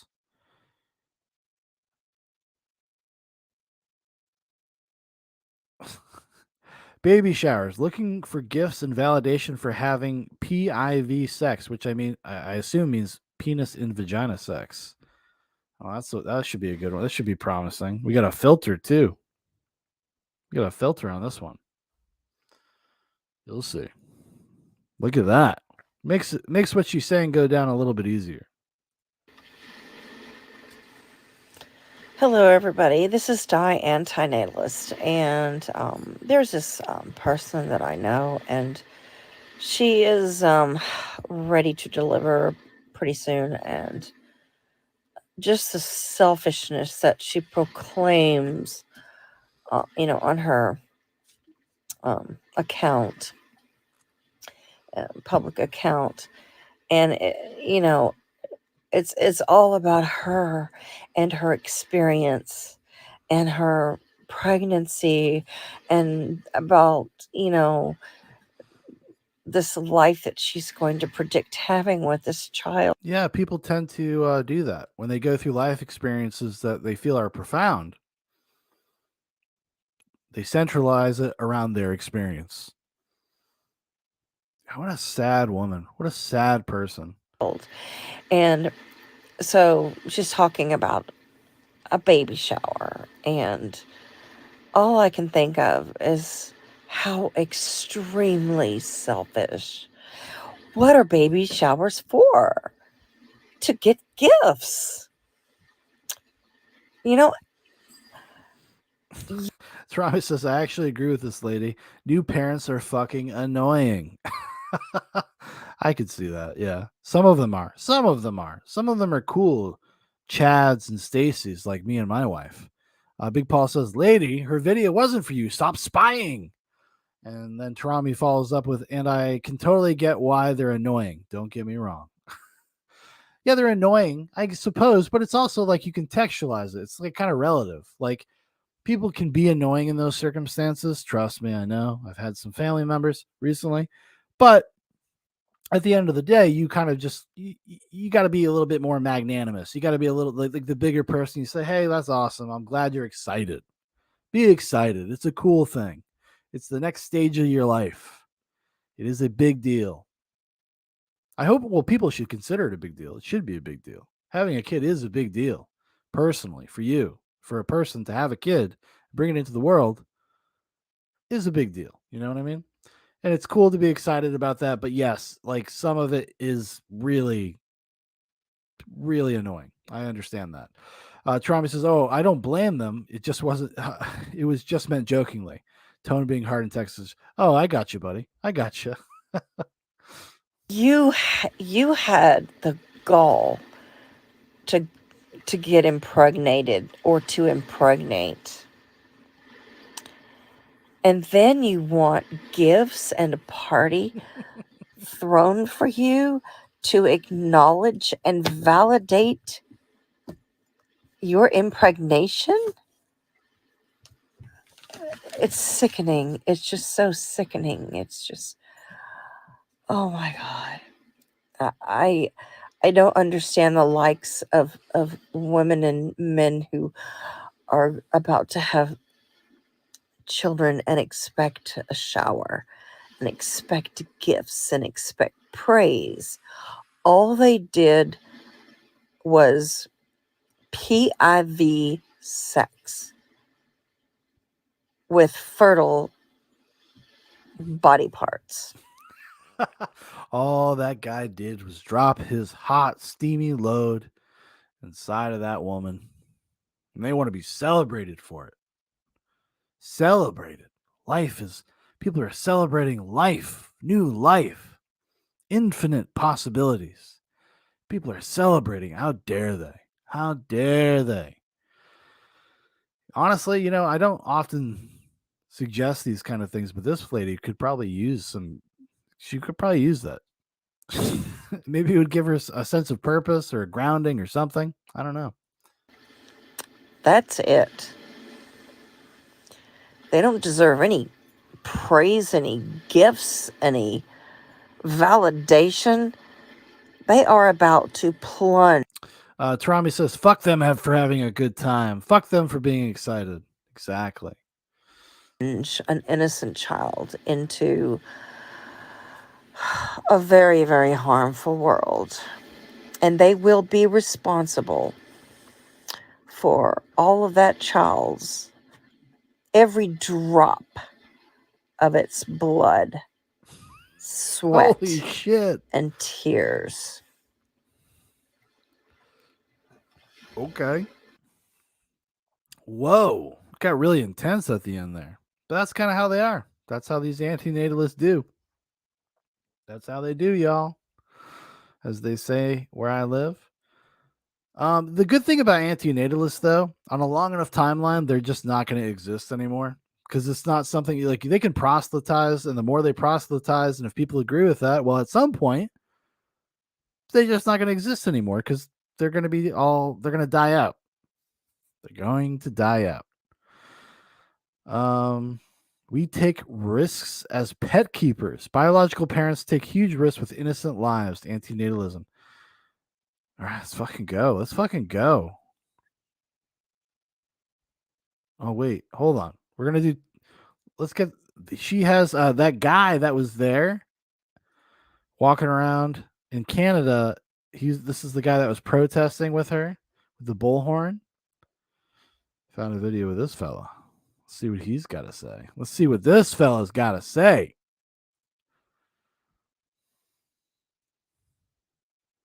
Oh, I want to briefly talk about how most people, for whatever reason, delusion, coping, and so on, they don't make a connection between somebody's birth and the eventual suffering and hell and pain and harms that may eventually follow. Obviously, there is a clear connection because as soon as somebody is brought into this world, as soon as somebody is brought into existence, all sorts of horrible things can befall them, all sorts of tragedies, all sorts of pains. And every person who is a heroin addict, who is in jail, who has harmed somebody severely, who has, suicidal thoughts or is schizophrenic, anybody who just suffers a lot, they were a child once. And whenever parents, have a kid, they always paint the birth as the most gentle, innocent, religious, beautiful event ever, and they never even think for a second about what's going to follow, a decade down the road, let alone a year down the road. I mean, horrible things can happen to babies. um, and I just think people need to learn that there is a significant connection, a very significant connection, a very real connection between somebody's birth and the eventual demise that may follow them. And that's why procreation is so, vile and cruel. And I hate how it's glorified with, baby showers and posting, Oh, okay. adorable pictures that, they're not adorable, but they want to seem adorable, holding. But they're sickening. Holding babies? Who could do such a thing? Tarami says existence is necessary for agency. Yes. They also drink water at some point, Hagbert says. Maybe it's the water's fault. Tarami says this takes the cake. I think. Holy shit. Yeah. Well, because this is it. This is it. We can watch this shit for hours and hours and hours, and it never gets any more substantial or deep than this. Like on Monday night, when I started exploring this for the first time ever, I expected, at the very least, I expected, especially when I went and listened to an interview with the progenitor of this, or one of the progenitors, the guy that is like kind of the tip of the iceberg for these people, David Benatar, who wrote the book and all that stuff. I expected there to be some sort of deeper underpinning to it. And there isn't. That's like the most shocking thing. It's not any deeper than this. It's just this very basic, very rudimentary, very pedantic and childish view of like, well, if you don't exist, then you never feel anything. So isn't that just better? It's fucking wild. I have not felt like that sense of like, oh wow, this is some wild shit since I started watching like Flat Earthers in 2014. I remember I was so like not befuddled, but I was so like surprised. I remember like talking to my mom. I was like, "Mom, I've been watching these fucking crazy videos. There are people that think that the Earth is flat still today in 2014." It's kind of the same feeling I have about these people. Their baby, and these people, their minds, um, just don't understand that these children are gonna grow up. These children are gonna face life, and life may throw really, really horrible things at them, really awful things. So why put somebody in that situation? But to me, any type of birth, anytime I see a baby being born, especially now, with COVID, where you really see the bad side of the world, um, it just blows my mind. And people just, they just hold these kids like trophies. They try to seem, very innocent. These people are proud of their children. They're proud that they have a child. They're proud that they've done something with themselves. Like, oh my god, can you even believe it? Very, you know, um, just there's too much innocence associated with childbirth. And what should be associated with childbirth is sin, because you are creating a person that's going to die. You are setting up a murder. You're setting up, um, tragedy. And that's just the cold hard truth. Um, Tarami says, "Man, you should have been around for the Black Plague if you wanted to see bad." And that's another thing. Like people do not appreciate how far humanity has come. If you are privileged enough or lucky enough to have been born in the Western world, you're living better than any human being has ever lived, ever. And it's still not enough for the likes of Alex. Big Paul says, "Fuck trophy, ba boom, ba boom, ba boom." Anybody, you can take any person, Ted Bundy, who, hurt so many people, Richard Ramirez, rapists, and people who were harmed. They were all children. They all came out of the womb. They were all, in their father's testicles at one point, you could say.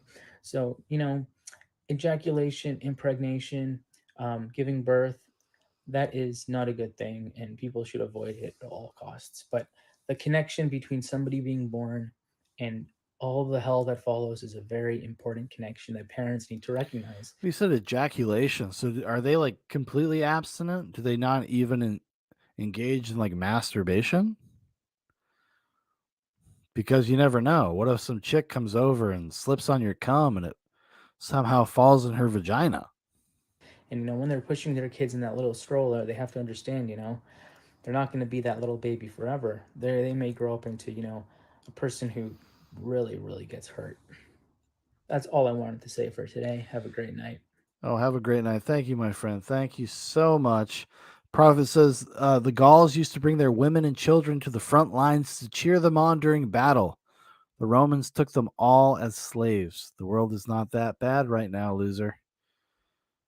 Yeah, it's almost like we've come a long way. We've come a long way. And this is an iterative process. Life is iterative. It's a process. It gets better and better and better. My hope for Gabby Petito's family. Is that like the lady that went missing? Because I would love. Is that Gabby Petito? Let me look her up real quick. Just want to make sure. Yeah, okay. So let's see what she has to say about Gabby Petito. I'm sure it's not offensive or weird or anything like that. Tarami says, yeah, was wondering that too. If anything, you should be completely fucking hedonistic to get anything out of this world. Here we go. Let's see what she's got to say. Says my connection is weak for some reason. Yeah, good old Comcast. Hopefully it improves. Apologies if there's any interruptions. Hello, everybody. This is Di, antinatalist, and I'm going to comment on this Gabby Petito, homicide and everything. And so, if you don't know, Gabby Petito is the girl. Tarami says you're dropping some frames, but it's okay. Thank you. I appreciate it. Gabby Petito was the Instagram influencer that was killed by her boyfriend. They were like these vegan globetrotters. They were roamed around in a van around the country, doing van life and being influencers, blah, blah, blah. He killed his girlfriend and then ends up basically killing himself. So let's see what her hot take on the Petito situation. It was clear cut to me, I think, when I saw clips. Hold on. Prophet says, imagine living in a world with Abigail Shapiro's milkers and not wanting to see them go to work. The first video when her fiance Brian was shown on camera with the interview with the police, in Utah, and it was so evident to me who was in the wrong, who had the real emotional problems, and who was the real problem in the relationship. It was Brian. Brian was a clear-cut, toxic, covert, manipulative, narcissist. Okay, so he's always. I'm waiting for her to suggest that she's better off dead. That's what I'm waiting for. And he might have sported a few scratches on his face, and he's playing the victim. She was the real victim, and she is determined to be dead, and obviously, killed by Brian. So this is, just a textbook case of, covert narcissism where, he stands composed, if not with, almost a mocking smile on his face. And, she's distraught. She's showing emotion. She's emoting. And she's obviously very distressed and distraught. Meanwhile, it's just another day for him. Classic narcissism. So not only is she a dumb antinatalist, she's a person that's like, I make judgments based off of 30 seconds of video that I see on the internet. which is always a great practice for anybody out there. Yeah, just as soon as something goes viral, a clip of anything, just go ahead and start making wild assumptions about what they mean and project however you feel onto those people. These are very healthy, good things to do. Covert narcissism. And if anything could be far from the truth, she was not the instigator. Well, she might have, thrown a punch here or there, but he was the triggerer. He was the provoker. Probably his personality was deeply passive aggressive. He most likely played mind games. So every once in a while, I'll do a video in the car. I have I bought like a mount for it, my camera or for my phone. And every once in a while, if I'm driving, usually from the grocery store to home, I'll do this thing I call the ride or die. But I don't like look at the camera at all. Like this woman has the camera in her face. She's constantly looking at the camera while she's driving.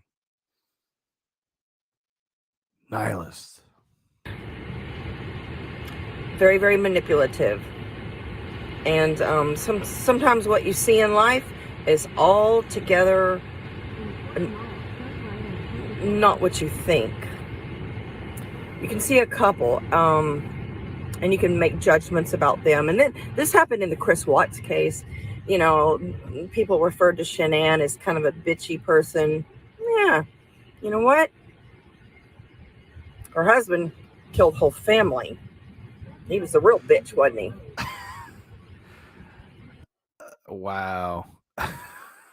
I mean, I don't disagree with her in the sense of the way that the media will portray people unfairly, but I never heard any of it. Well, at least at the time, by the time I found out about Chris Watts, it had all been kind of said and done. I don't remember anybody talking about the wife being bitchy. Fucking bitch. And what you see in life or what you hear is sometimes opposite of the truth. Just remember that. When you see somebody who is bold and courageous and brave and overt, you see who they are. There's nothing to hide about. They don't hide anything. You see what you get. You get what you see. When somebody's covert, when somebody doesn't show emotion, or when somebody plays the victim, plays Miss Innocent or Mr. Innocent, those are the ones to worry about. And I hope Brian is found alive. I hope he is not deceased. I kind of think he might be. I kind of think he, killed himself. And, it's possible that he could have tied a brick to his neck and, went out and just drowned and made himself very difficult to find. But I really hope that he... Well, I guess that is... Well, that's not exactly what happened. They found his body in a ditch somewhere. Tarami says some deep cuts here. Yeah. We're going all the way into her page here, into her channel. See, I'm trying to find something that kind of elucidates her worldview a little bit. We understand, and it just seems like this person maybe has suffered some traumas in her life, and she's obviously unhappy with her present circumstance.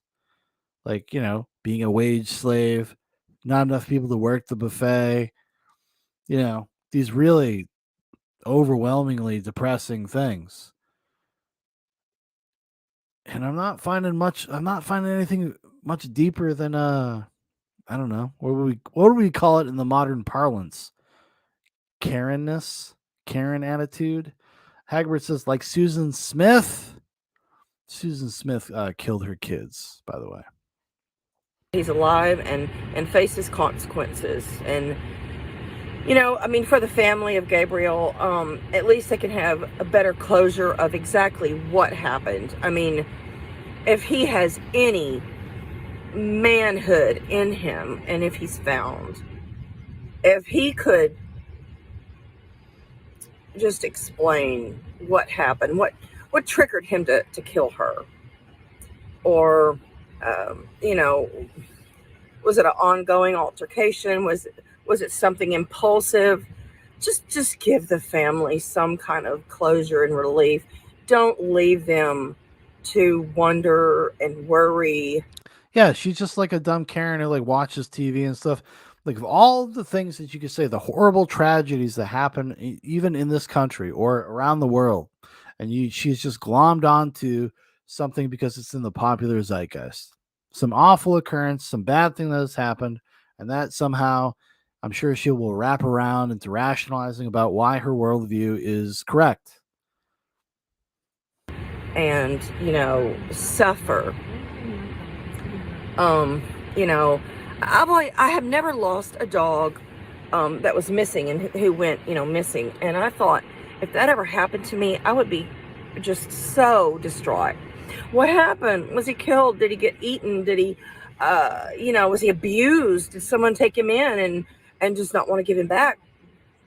And there's just so many things that could be going through this family's mind, and they are really, really suffering with the loss of their daughter. And if any justice can come of this, it would be that Brian. Why would she care? Isn't this the parents' fault? Isn't this their fault for bringing Gabby into the world? Didn't they set this up? Why does she care about justice? Why does she care about why the parents feel anything? Oh, that's a pretty house.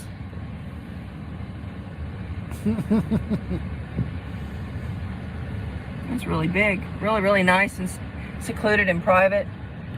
But if anything, and if any kind of justice could come from this for the Petito family, Brian will be found and brought to justice. And, if he has any sense of decency or compassion, any drop of humanity and a humane sense of dignity, he will describe what happened. And I mean, he's obviously, if he's found, he's obviously, going. She's like, he should describe it in explicit detail so that I can watch it on the television, so I can watch Nancy Grace talk about it. Jail for life, forever. But if he could just give this family, just one shred of, relief and to explain what happened. And that's not you. Why the fuck does she care? I hope she gets into this, because why the fuck does she care about how the parents feel? Her whole worldview is wrapped up in this idea that parents are doing something like innately evil. I mean, what the fuck? Usually what covert narcissists. Like, I thought she was literally, I thought that's what her angle was going to be. That, like, well, this is what you get when you have kids. This is what you get when you bring somebody into the world. And she's talking about justice and making the family feel better. Why? Why? Do. Covert narcissists usually like to see other people squirm. They like to see them suffer. They like to make they like to see them in pain, and they like to see the reaction that other people are under from their actions. That's Rami says she'll get into that in the end when she remembers what the channel is for. Quote unquote. Oh, and all this suffering is why you shouldn't have kids. I thought she would have led with that. You would think she would lead with that. And covert narcissists are the very most cruel people, and they're shy of empathy. So there's just so many things. Oh, they're shy of empathy. Narcissists are shy of empathy. I feel like we just watched a video of you in a Whole Foods feeling disgusted by a woman with 2 kids and one on the way, and then another video where you were disgusted because somebody was having a baby shower. Where's your empathy there? Trami says, oh no, she watches Dr. Grande. Don't we all? Don't we all? As I call that hot dad content. That's dad content, watching old Dr. Grande. Started watching Dr. Grande when he had like 2,000 subs. Now look at him now. Man's got a big head on him now. About a covert person that, are just absolutely sickening. And there's a lot of them in society, and it's just a tragedy. So I'm just really disgusted how all of this has played out. And it was really disgusting for me to hear that their initial confrontation with the police, they were thinking of giving a citation of domestic violence to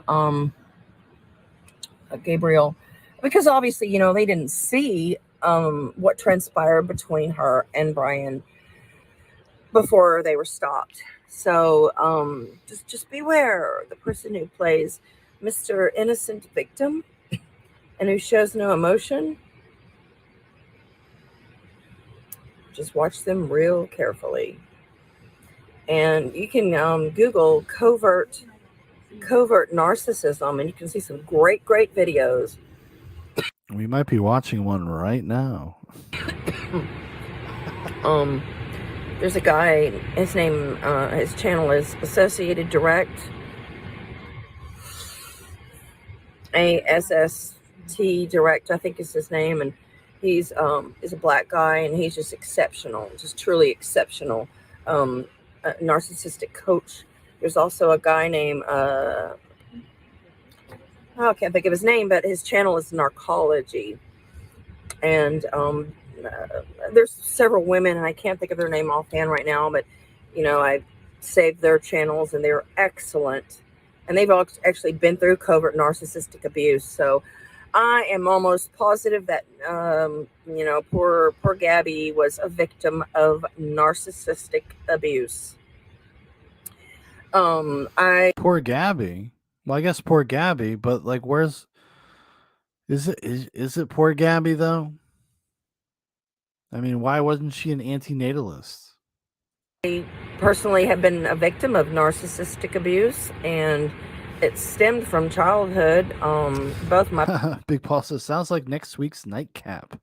Yeah, I know. I did write it down. parents were extreme narcissists. They weren't covert. There was a little passive aggressive nature to both of them, and yeah, you just look up covert narcissistic abuse. It's the most dangerous, it's insidious, it's cruel, it's wicked. And poor Gaby was a victim, and if it wasn't her, it would have been his next girlfriend or fiance, and they can be extremely charming. Tarami says, I think you're kind of getting the answers you want here, Sean. I think you're right. You are correct. When we watch videos like this on Nightcap, when we watch people like this, it's about the subtext. It's about like really what is underneath the motivations of people that like make a video like this or say things like this. So I would definitely agree with that. This type of narcissist, very charming, and I don't know if this woman is really actually is like a true dyed-in-the-wool antinatalist. It's not like a philosophical position for her. It's more just like it's a projection of her own life and that maybe her own life experiences, and this is how she rationalizes things. She's decided that like, well, no, I need to have a tribe. I need to have a worldview. This is something that comports to the way I want to live my life, etc.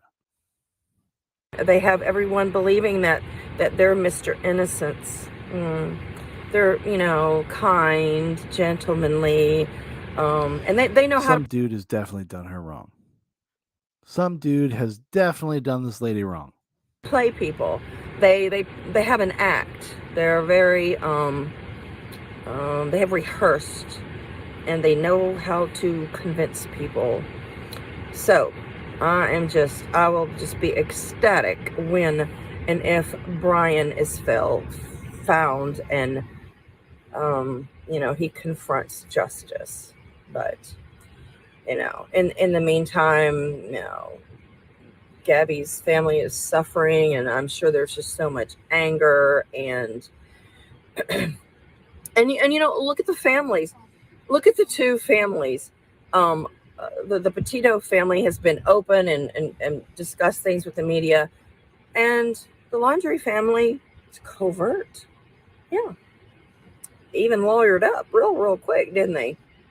It sickens me. It sickens me how a covert narcissistic types are very clandestine and withdrawn and tight. Tarami says, I think antinatalism is so encompassing of all kinds of misanthropy that it becomes a wrapper for validating shitty views on people in general. I agree with that 100%. Lipped. You cannot trust somebody who is like that, and it's just so sickening. It's just, I almost feel it in my stomach. Just the vulgarity of them being so, you know, closed off and shut down and just not even showing face. And God, it makes me sick. So anyway, I just hope this person, this male named Brian Laundrie, is found. So she's a misandrist. She's a he-man, she-woman man-hater. Very quickly, and you know, he is punished. And I hope, for the sake of the Petito family, that he gives them some kind of closure and explanation what happened, because Hagbard says, fucking Hagbard. Brady Bunch was on the air 67 to 74. I'm betting her trauma, whatever that was, happened in that time frame. even if it was a violent Drami end agrees. or a sad end, at least they can, you know, have this image in their mind, and they can give a finalization and closure to, you know, their daughter, and not worry and wonder their entire lives what happened, because that is probably the most cruel thing. That's probably what's going to happen, because you know, a covert narcissist is just not one to show emotion or to detail facts. They're people that hide the truth, and um, they don't like people, you know, knowing about their lives. So anyway, you know, my heart goes out to Gabby's family, and I just really hope this comes to an end. Trauma says she blames women a lot for some kind of weakness, but I think she sees men as just doing evil by nature. Hagbard agrees. I think that's a completely fair assessment. Yeah. Soon. Thanks for watching. Thanks for watching, everybody. Well, I think we got the scoop on that lady. Again, I apologize if the stream is unstable. I don't really know what's going on. It's fucking. I have Comcast, Xfinity. They always do weird shit to me. The internet. It's like, oh well, you're paying a lot of money. Paying a lot of money for that fast internet.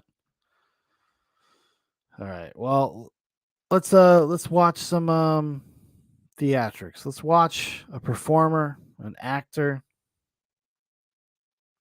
Let's see what they're up to. This is an antinatalist that's of the arts. Of the arts. Goodness gracious. Let's see what they got to say. So this is an excerpt from a novella called Last Call. Oh, did you see this? You saw this earlier, Tarami? Dragon Ball toy review? No, not that. Tarami knows what this is because this was left in my comments section earlier.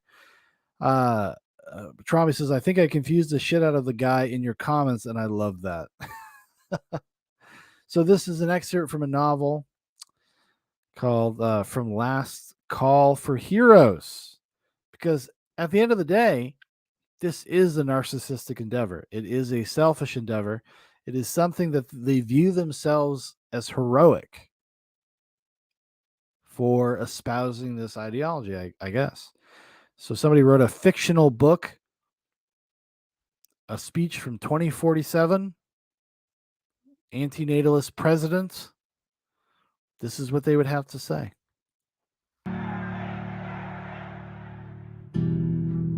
Citizens of the United States, humans on Earth, what has long been denied can no longer be denied. Our species has entered a great decline from which we may never recover. The basis of our world economy, constant growth, has ended. We are sliding down a precipice.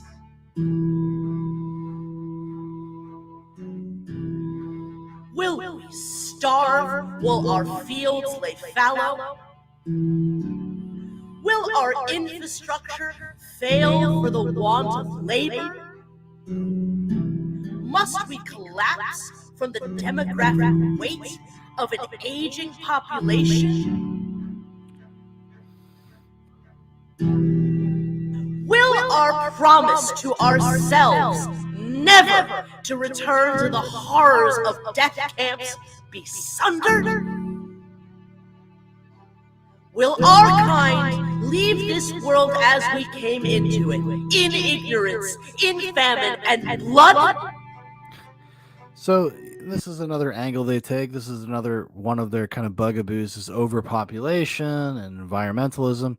This is kind of what this kind of gets at, I suppose, in some sort of way. Tarami says, it's very convenient for these people that they aren't the last generation to die. Imagine the fucking suffering the last 1 or 2 generations have to endure. Yeah, it's nice. They can go shop at Whole Foods and make videos about how disgusted they are with the other people shopping in the store. I was warned. They warned me to call for babies, to denounce the antinatalists.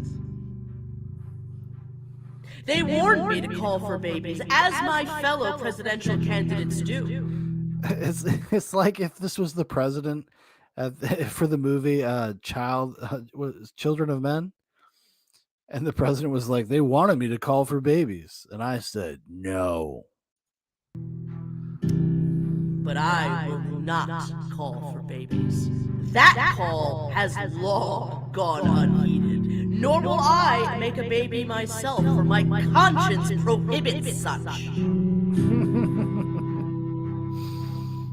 Instead, I call for heroes. Heroes. I call for the titans of industry to shrink without going bankrupt. Don't have babies. I call for logicians and civil servants to schedule, organize, and orchestrate city evacuations. Like their whole thing is just about like, how can we make our immediate circumstances better? Because we don't want to suffer anymore. We don't want to suffer anymore. We want to be the last generation. We want humanity to die out, but we don't want to have to suffer through that. So if we could just like make life better for everybody, that would be great. I call for environmental engineers to minimize the damage we do as we depart. I call for medical professionals to ensure the dignity of every single human being as they pass. I call for the hero in you, in every single one of you, to help Couldn't manage. I fucking move the camera up a little bit? If you want to point at people, don't point down. Come on now. This decline. I know the hero that is inside of me is the hero that is inside of you. There it is. Heroism. This is a heroic stance. That's what it means to be an antinatalist to these people. They are heroes beyond reproach.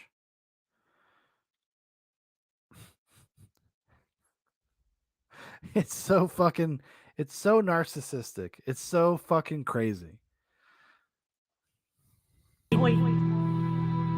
And we will go out not with a whimper, but standing upright, hand in hand, as the last of us turn out the lights. We are sliding down a precipice. Tarami says, not being an American myself, I also have to point out the terrific U.S. is the entire world slant of this. Yeah, because they're that shallow. They're that myopic about everything. It's just like, what's in front of me right now? I don't like it. And it may already be too late. Imagine being from the United States. Being from the United States. This is not some sort of nationalistic rah-rah thing, but like being from the United States, like you got it pretty good, even on your worst day, relative to the way a lot of other people in the world have to live. And being this kind of a douchebag about it. The stakes for humanity have never been higher. Heed my call for heroes. This is the last call for heroes!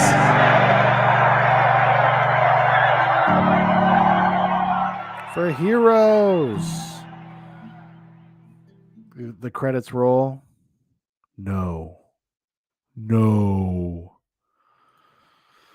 All right. Well, she's got some other things too on her page. We'll check it out a little bit, and then I don't know, the stream's kind of all over the place, so I apologize for that. The integrity of the stream seems to be failing. There's this one thing. There's a short. So she did like a short film competition. She did an interview with the guy who won the short film, but we're gonna watch the short film first, and then we'll check out the interview, and that'll probably be the end of the stream. Just because for whatever reason my internet's just being my internet, so unfortunately. So they're probably doing some sort of maintenance or whatever. I get fucking notes about it at like 11:30 at night. Sorry, your internet's off for 6 hours. It's great. Trami says, reminds me of the Israeli Suicide Squad from Life of Brian. Exactly, yeah. All right, let's see this antinatalist video here. This is the short film. This is the one that won their short film contest. It's about seals.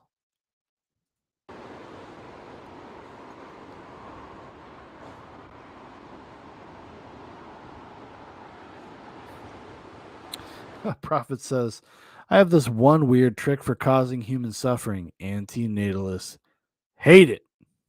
What is it, my friend?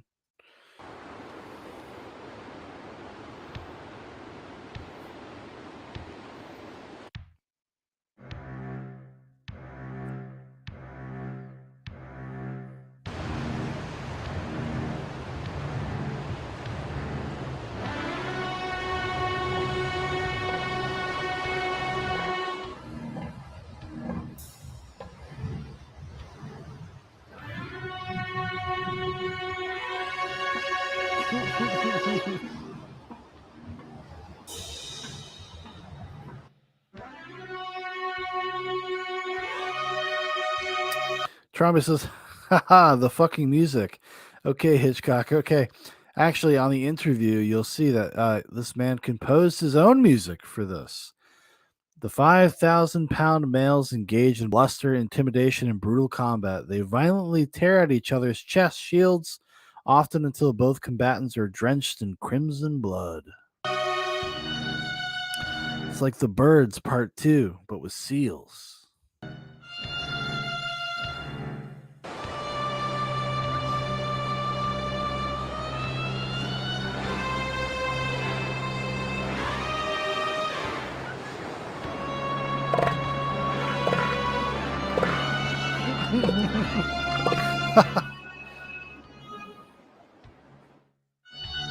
The victor of the clash will then stake their claim. His prize, the sexual domination of up to 50 female seals. Jesus Christ.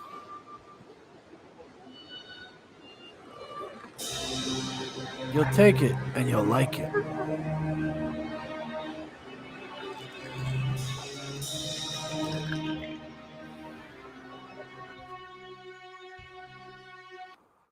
But his reign will not truly begin until the female seals make land and birth the pups that have been gestating since the previous year's mating season. The stretch of sand where they choose to lay will determine which beach master to whom they will submit procreative fealty.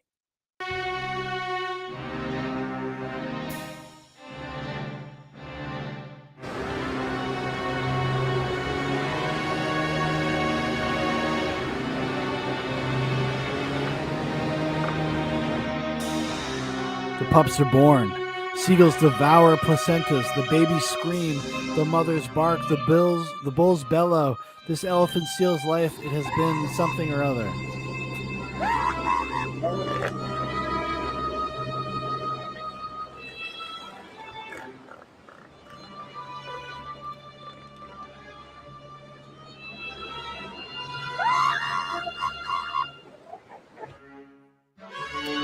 The mother seal's milk provides an ample food source for her child, though for every pound the weanling gains, his mother loses 2. The males are also losing mass, a result of the 3-month fast undergone to be battle ready.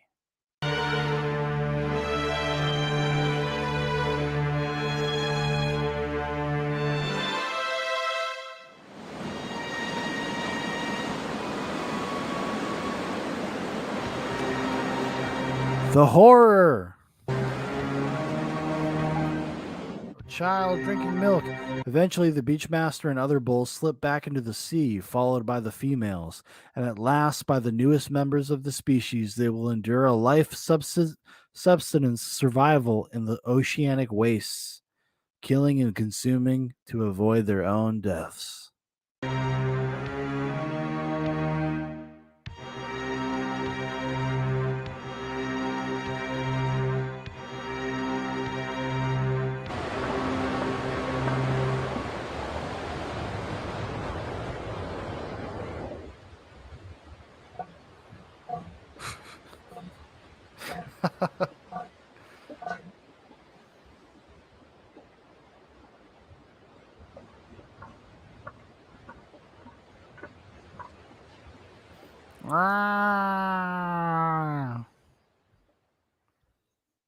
That it? This cycle will continue indefinitely. Animals born for no other reason than to pass down their genetic code, a code that creates monsters. Tarami says, so this is just generally anti-life. Yeah, it is, because they show you seals living on a beach and they're like, isn't that horrific? Isn't that monstrous? Hagler says, like Dark Side? Prophet says, we live in a world of hunger, disease, war. Gal Gadot singing Imagine on TikTok. What the fuck is the point?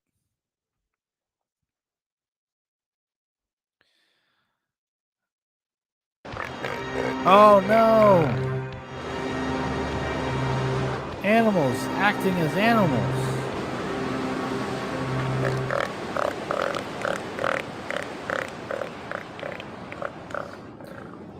The female elephant seal is pregnant for most of her life. The male elephant seal is locked in a primal war against members of its own kind. Females typically endure for 20 years, males for just over a decade.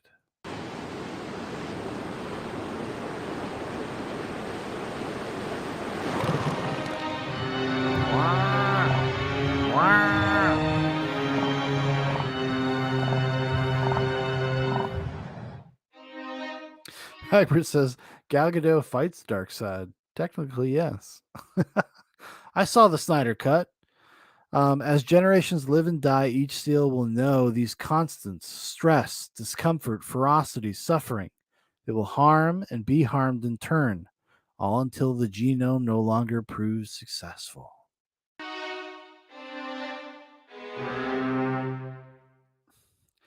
Trami says, fuck, if I had to coom 50 times in a day, I'd be short-lived too.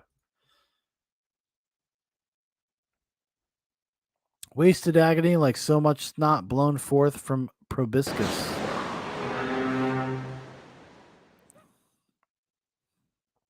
Oh boy. Good old antinatalists there making their short films. Prophet says, you let the female outlive you. Beta. So this guy did an interview with the woman that did the last video we watched. I listened to some of it earlier. I couldn't help myself. Curiosity got the better of me. So, but we'll check it out together. We'll watch the whole. Well, let's watch the interview and we'll see where we go from there. Now the stream's more stable. As soon as I said oh, the stream is unstable and not working. Now it's fine. Here we go.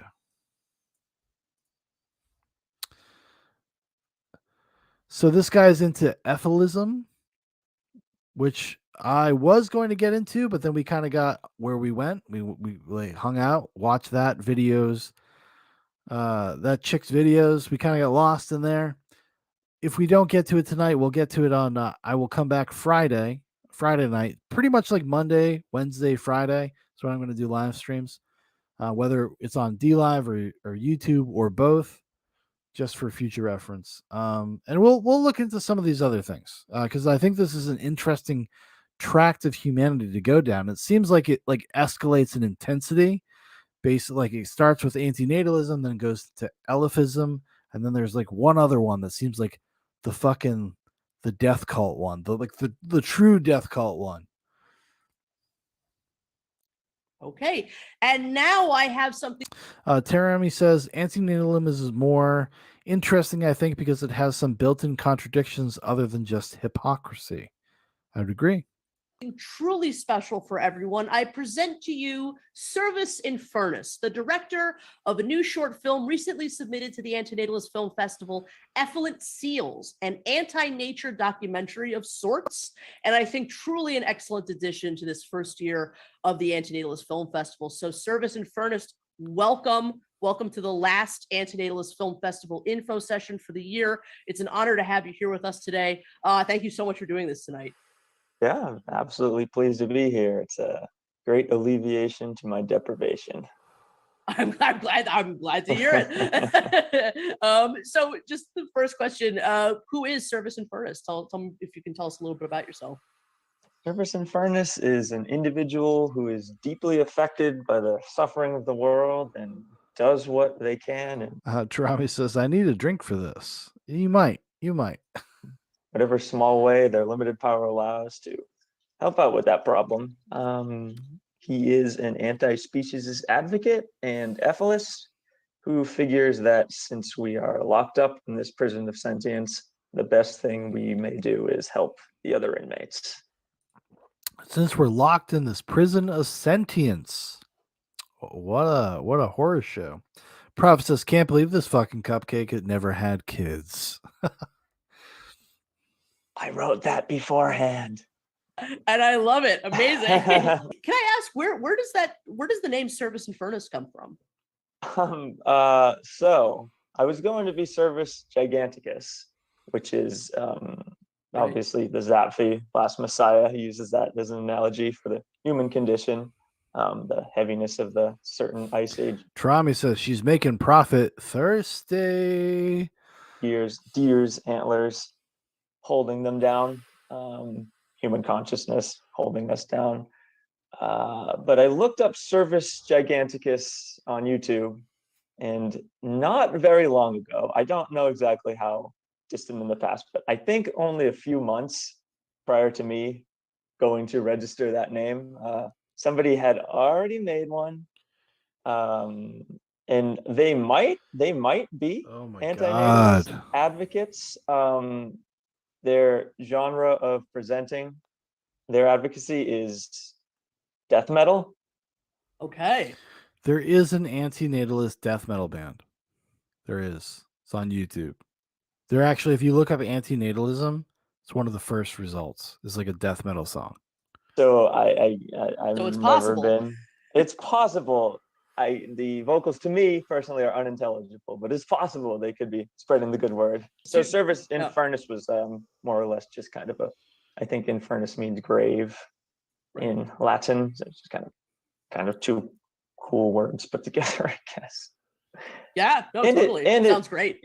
Yeah, and it just calls to sort of just the other animal aspect of this philosophy, which I try to place at not the forefront, at least shoulder to shoulder with the human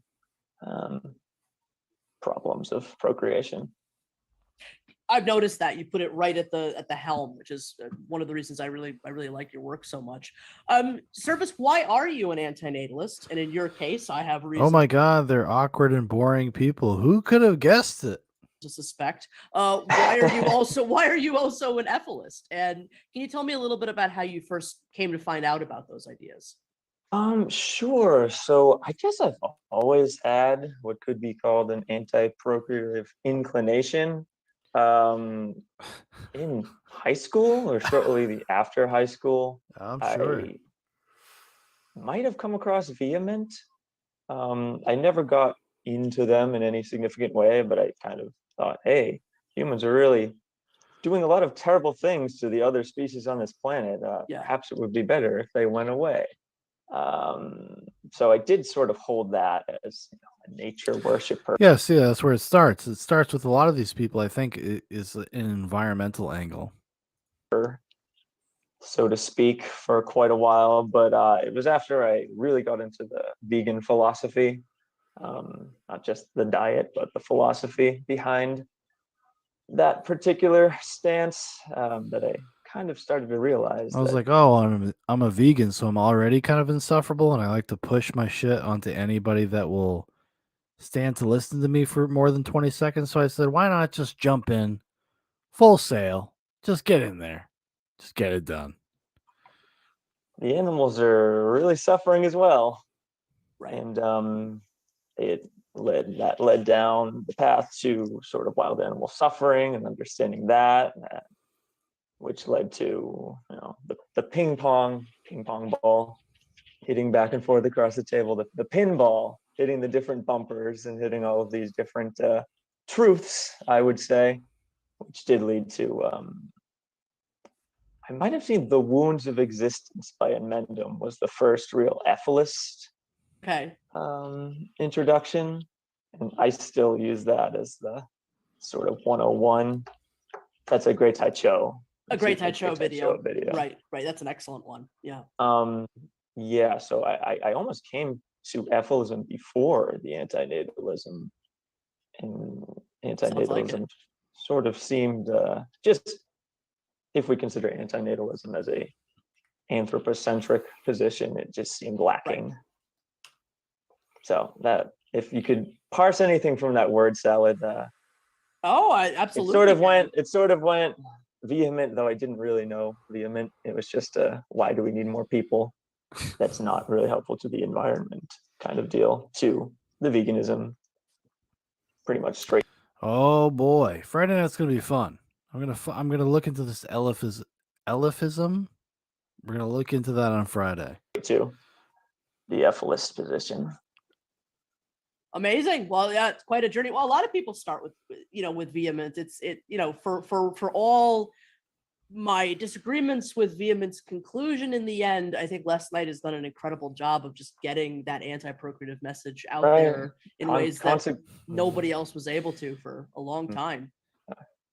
A while back too. Was it in the 90s he started that? If I'm not mistaken, I should know this by now, but I think he originally started in the 70s. But it was in the 90s that they really kind of hit their stride. Yeah, they got a little momentum. Right. Yeah. Exactly. Yeah. I mean, consequentially, it's less humans are coming into the world to suffer and to cause suffering. So yeah. Right. Well, Service, you've previously described your movie Effluent Seals as a portrait of the senseless brutality and ultimate futility of nature, focusing on the troubled lives of one particular species. So he starts from a place of being like pro-environment, which you could, I guess, extrapolate to be like pro-nature. But now he's developed this tract of being just like pro-death, because even nature itself is evil, is wrong, causes harm. Even the natural world, the animal kingdom, is brutal.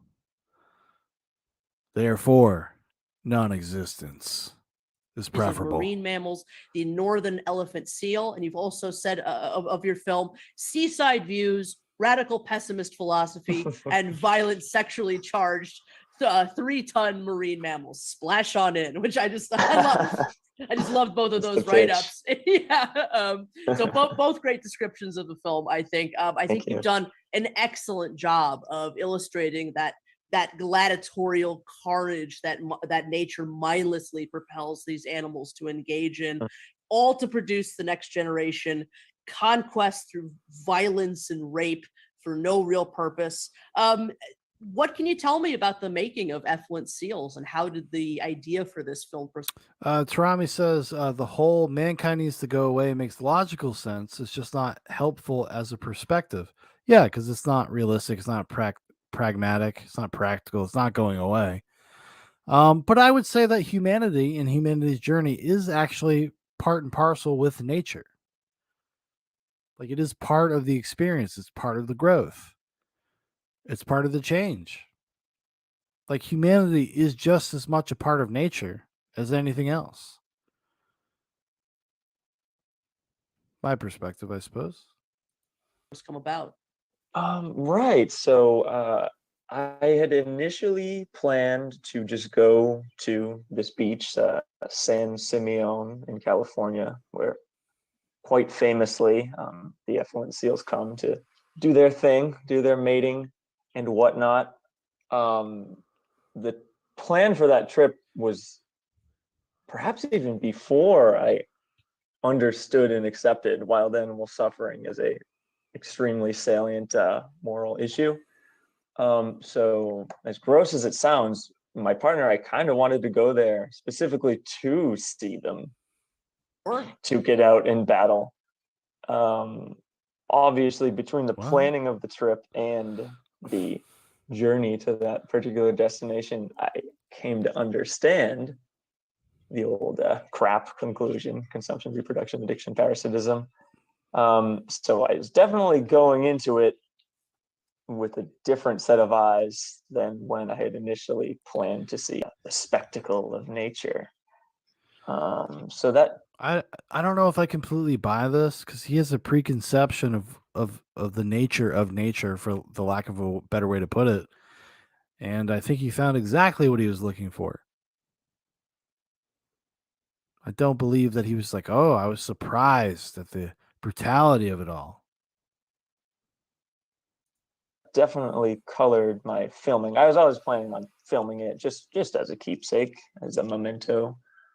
But it came to me perhaps during the filming or shortly thereafter to kind of use this as a teaching tool, more or less, to just kind of show the people who aren't so understanding of the, as you said, gladiatorial nature of DNA life, to maybe get them to think a little bit more about what they're so keenly promoting.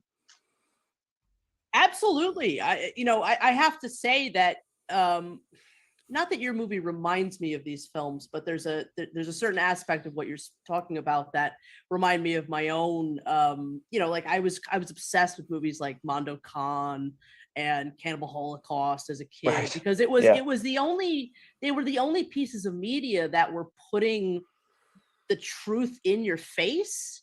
And it was like, it kind of developed like an obsession with them, because I'm like, this is trying to tell me something. Like there's something wrong with Like, yeah, Cannibal Holocaust really trying to tell you something deep about the human condition.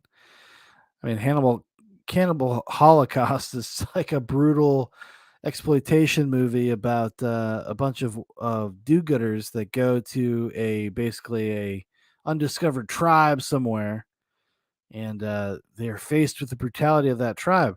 And if anything, that movie would be a testament to the progress of human beings, of the Western world, that we don't live like that anymore. And when we're confronted with it, we don't understand it anymore. Not exactly like it's not exactly peeling back the curtain of something like, oh, this is how life really is. Trami says, Cannibal Holocaust, the truth? What the fuck? Yeah, I know. all this. and it starts out, as sort of what you're describing is that sort of like, I just want to see it, like it's almost like a leering kind of exploitation, Indeed. but then it on the other side of that is really understanding the mechanism and the suffering, and so I think you've created that kind of piece for people, which is really exciting. And even the slickly produced nature documentaries are really just slickly produced snuff films. Absolutely, they add their yeah, they add their uplifting music and their narrative editing, but it's just Is he talking about Meerkat Manor? organisms stealing other organisms' energy at the end of the day. Holy shit. Absolutely. And it's incredible, honestly, that more people don't come away from those documentaries and those television programs without, a more ethilistic understanding. But, I can't say I didn't for many years. Nor did I. No. You just need the right symbols shoved in your face. Tarami says, I can't quite get my brain around this notion of suffering being external to existence. No, I mean, I think that's kind of their bag, is that it isn't external. It's innate.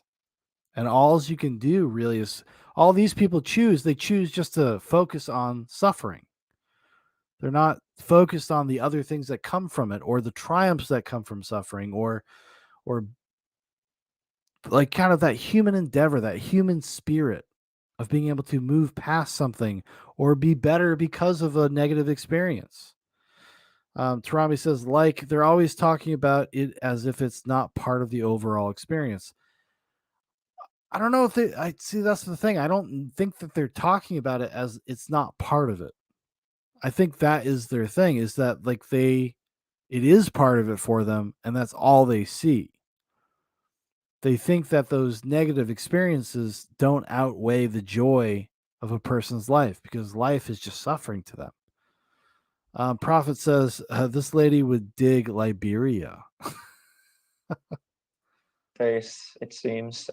Exactly. With the right into it. It's just all, we're just the robots who take in the software. Yeah. No, but it would be interesting to distill exactly what it is about some pieces of media like this that get people there, and what, why some of these other nature documentaries that are just Trami says they definitely do not think it's worth it. No. Well, it's because it's this neurotic impulse. All they see in everything is the worst of it. It's like being the most extreme version of a cynical person. The most extreme version of cynicism you could possibly have inside of you. That's all they are. That's all they see. They don't look at life as like kind of this full bodied experience, for lack of a better way to put it. They just look at the bad stuff as if the bad stuff doesn't inform the good stuff, and vice versa, right? Like, it's just that's why I think that's why, and I use it as kind of like, glib and being pejorative, but it's like a death cult or a cynic cult. Like, they just don't see the point of anything. Even though, like, this guy had created a short film, this woman gets to show his short film, this woman gets to be involved in the arts to a certain extent. Those things don't matter, because if we didn't exist, then none of these things would be a consideration. Is brutal don't get people to that place. So yeah, it's a fascinating point. Is this your first film? No. I've been making short comedy films for several years now. Yeah. So as I suspected, the footage is all your own. I mean, is any part of it found footage whatsoever? It's all just footage you filmed. Yeah. No, it is all footage I filmed over the course of a long weekend. Yeah, 3 days. Wow. I mean, I have to suspect you were in like some amount of danger filming this. I mean, those are incredibly large animals. It's like, no, I have a long lens. For some reason, I have the sense of self-preservation. And I actually wouldn't want to actually feel real danger. Wild, yeah. They really just stick to their own designs, and it's a very touristic setup. It's a way to bring people in. They have boardwalks a significant height above them, but it is really quite shocking just to see just I can these only imagine. leviathans and Yeah. what they can do. From what I understand, you also wrote the music for Effluent Seals. Oh, The title shit. of the music used in the piece is Elephant Seal Beach. And I very much enjoyed it. I think it gives the whole thank piece you. it kind of gives the whole piece like a silent film kind of feel to it. I would agree with that. It is set up like a silent film. I think that's probably the intention. It's that type of score, I feel like, and the title cards I think also kind of help Oh, that right, feeling right. along. Do you write a lot of music? Is this something that you do regularly? Yeah, that has been my main creative outlet since I was 15. Oh, amazing. For all of its horror, Effluent Seals is a beautiful, well-shot piece, fascinating subject matter. There's really something very poignant, I thought, about how like there's certain shots where the seals are almost indistinguishable from the rocks until you sort of notice this writhing of these strange bodies. And I almost thought that was another nice sort of metaphoric way of illustrating, the absurdity of their struggle. There's almost a strange kind of humor also you kind of harness in the piece, that's hard to put my finger on exactly, but it is there, for me anyway. I mean, what do you hope people will most take away from watching your film? What do you most hope that people come away with it, understanding better? That is an interesting and difficult question. I guess Seals just rock, dude. as the neon sign, Seals rock. nature not particularly good. Okay, right? yeah. But not as good as it's sold to you.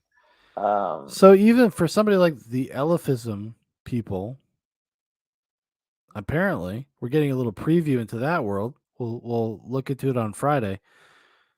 Is that even nature itself is destructive and bad and not worth preserving. So he, like, because he kind of said earlier in the interview, like he started at a place of being like environmentalist and the trauma that human beings inflict on the world. But now he's gone to this other place. He's like, the whole thing, the whole project is rotten to its fucking core, to its base. It's rotten. It's bad. It's evil. But I guess another aspect would just to be to see these animals as the individuals that they are. They are not just nodes in the environmental map. They're people. For all intents and purposes, they have feelings and emotions. And for me, the most harrowing shot that I honestly had to look away from as I rewatched it and fine-tuned it after a while was the shot. It was the rape. Somewhat in the middle of the short film, in which the male is just blatantly dominating a female. Yeah, absolutely. He body slams her twice, and he's screaming. Through my eyes, I can see just the fear and discomfort, to put it lightly, in her eyes. And then I see the baby right behind them also witnessing this and shuffling away as inelegantly as they do on the sand. And I guess just since this is particularly highlighting their breeding cycle, I guess yeah, because it's called primacy. Like, it's just primal nature. That's how animals do things.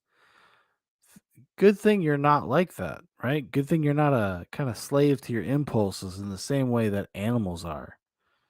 Tarami says, "No, you project your fear, mate."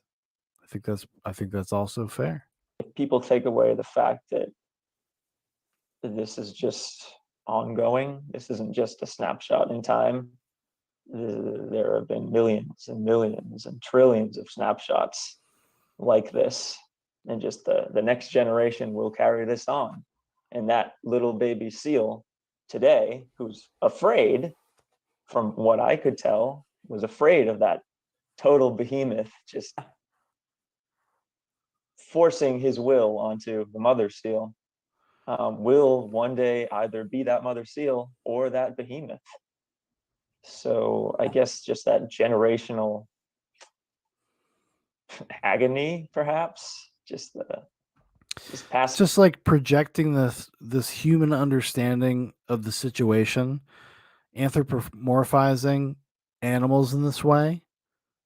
It's probably not the healthiest track to take, to suggest that they understand things in the same way that I do or you do. Trauma says Ephraim Ellison, Seal Whisperer. I'll have to look that up. Passing down the baton of suffering might be a little bit of a subtext that I only noticed in the editing room, but I'd like that to be recognized if possible. No, absolutely. I certainly recognize it. I think that is an incredibly stunning and just a horrific image. That Trauma says I meant this guy. Yeah.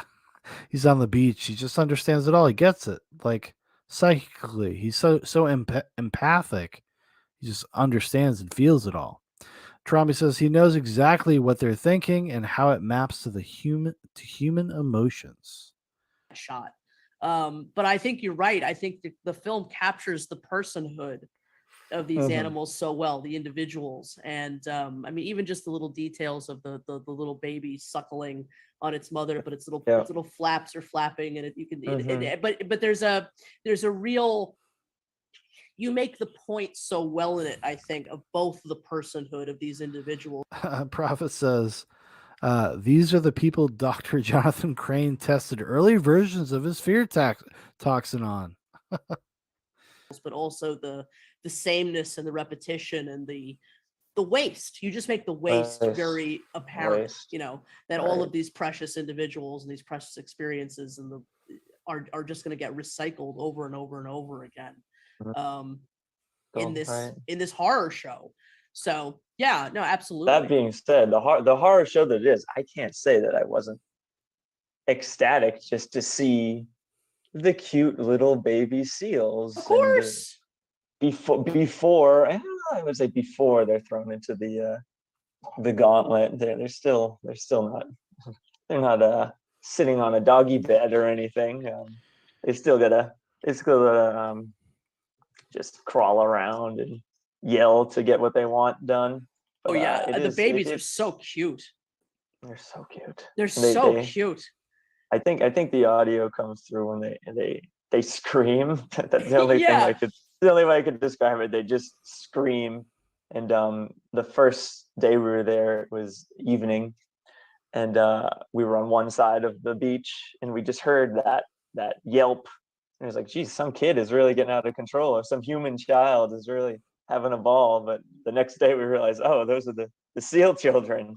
That was sort of one of those moments in the film where it was like, it's almost a little bit funny, just because that sound that comes out of him you don't expect, but it's also, it does sound like a scream. I mean, it's one of those surreal moments, where you're not quite sure how you're supposed to feel. But like they can't extend anything beyond their own circumstance or their own person. They can't conceptualize anything outside of their own experience. And they feel certain ways about things, and so they assume, well, that just must be what's happening. That must be how they feel. You can take some levity from that, absolutely. Just the absurdity, but then you can also just flip that and recognize, is the absurdity not one of the reasons that this game should kind of wind down a little bit? It's just absolutely so pointless. Yeah, no, absolutely. Excellent. Trummy says this guy sounds all right, just kind of whack.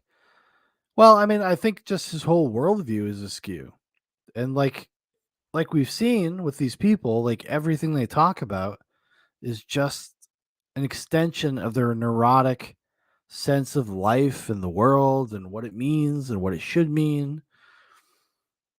And while he may be able to articulate himself slightly better than some of the people we've seen, it's not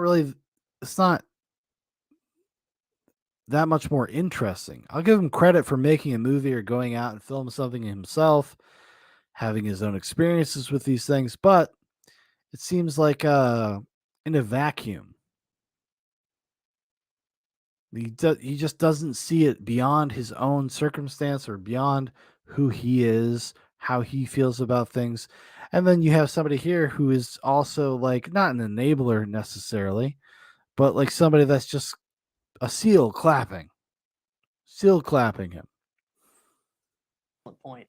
Um, what are the future plans for your YouTube channel? Do you think you'll be making more videos for it, more movies?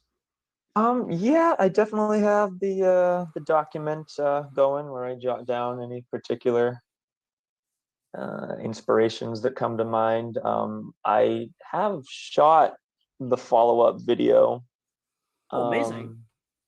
Amazing. It very different than it is actually much less focused on Amazing. the suffering of other animals. It's more of a human-centric one, but you gotta cover all the bases. Absolutely. But Absolutely. yeah, Well, that's and exciting. I'm just gonna try to keep a relatively steady output of decently quality videos for Wonderful. That's for the great time news. being and into the future. I love hearing that. That's great. That's You and I great. have discussed a little So bit about good. this in email, but I mean, I really think you should, if it's something you're at all interested in, I think you should pursue sending this to other film festivals. I think it's a great little piece. It's a great length. Length is very important to people who program festivals.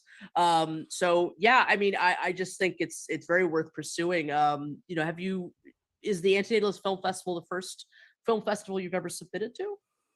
It is. It Amazing. is. Yeah, that's a Amazing. Well, great I'm option. honored. Thank you for you and Yeah. Antinatalism International Oh for yeah. setting up the initiative. The pleasure is all mine. Thank you so much for submitting to it. Service, you were also one of our contestants this year for the 7th annual Why Are You an Antinatalist Contest 2021 edition with your entry, The Last Glacial Maximus, that I thought was a really phenomenal written entry. Can you tell everyone a little bit about this piece? And before you do, I did want to also Prophet says something I agree with. These people need to forgive their mothers and turn their hearts to their fathers and stop listening to the children of the lie. say how much I loved that last line in the piece. I don't want to give too much away, but that last line is, "I am an F-list because we are all frozen under ice." And I've just spent a lot of time thinking about the meaning of that. So yeah, I'd love to hear your thoughts on this piece that you submitted. I'm sure. I honestly haven't read that in a while, but reaching back into the memory hole. Yeah, I didn't really have time to put together a video this Amazing. year, Amazing. so I definitely wanted to contribute something. And I actually do consider myself sort of a writer above everything else, even with I'm not really a musician so much as a songwriter. So it is where I'm probably most comfortable expressing myself. Yeah, so the idea was just sort of to take that analogy that I mentioned, might have been off the record, just mentioned earlier about just Zapfi's Service Giganticus, and just sort of expand it with my own particular feelings, and just to put out there that this is nothing new. This has been going on for 500 and some odd million years.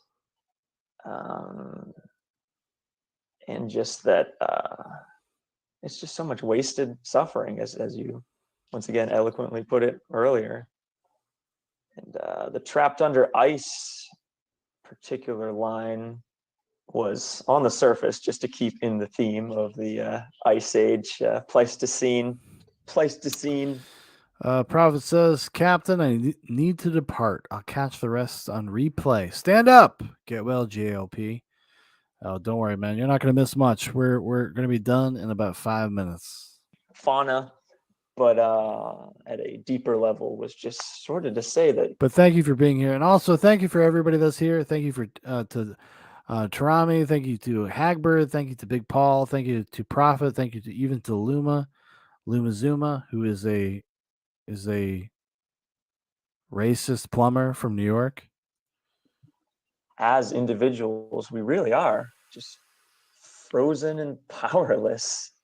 I do believe in the collectivist mentality of enough individuals could come together to make significant change. But if we are just looking at ourselves alone in a mirror, is that mirror not just the ice that freezes us? We can't do anything about all of these terrible events that transpire on a second by second basis. So Beautifully said. Yeah. a little bit pessimistic. Yeah, beautifully said. I think yeah. that's allowed. I think that's allowed here. I think this is a pessimist safe space. Yes, indeed. No, it's I hadn't written a proper question about this, but I mean, it's interesting to hear Zap being worked with as an author and contemplated under sort of an ethicist framework, I guess. I mean, do you think of any of Zap's work as particularly ethicalistic, or do you have any sort of thoughts about how one could connect Zap to ethilism? I have to admit that I've only read The Last Messiah. Me too. Yeah. That's the only work available in English currently, is it not? I think so. As far as I know, yeah. I have to admit I'm no expert on Zap. Hagbert's or Tarami says, "Let's celebrate pessimism." Woo! Yeah. So the question was an ethicist reading of Zap.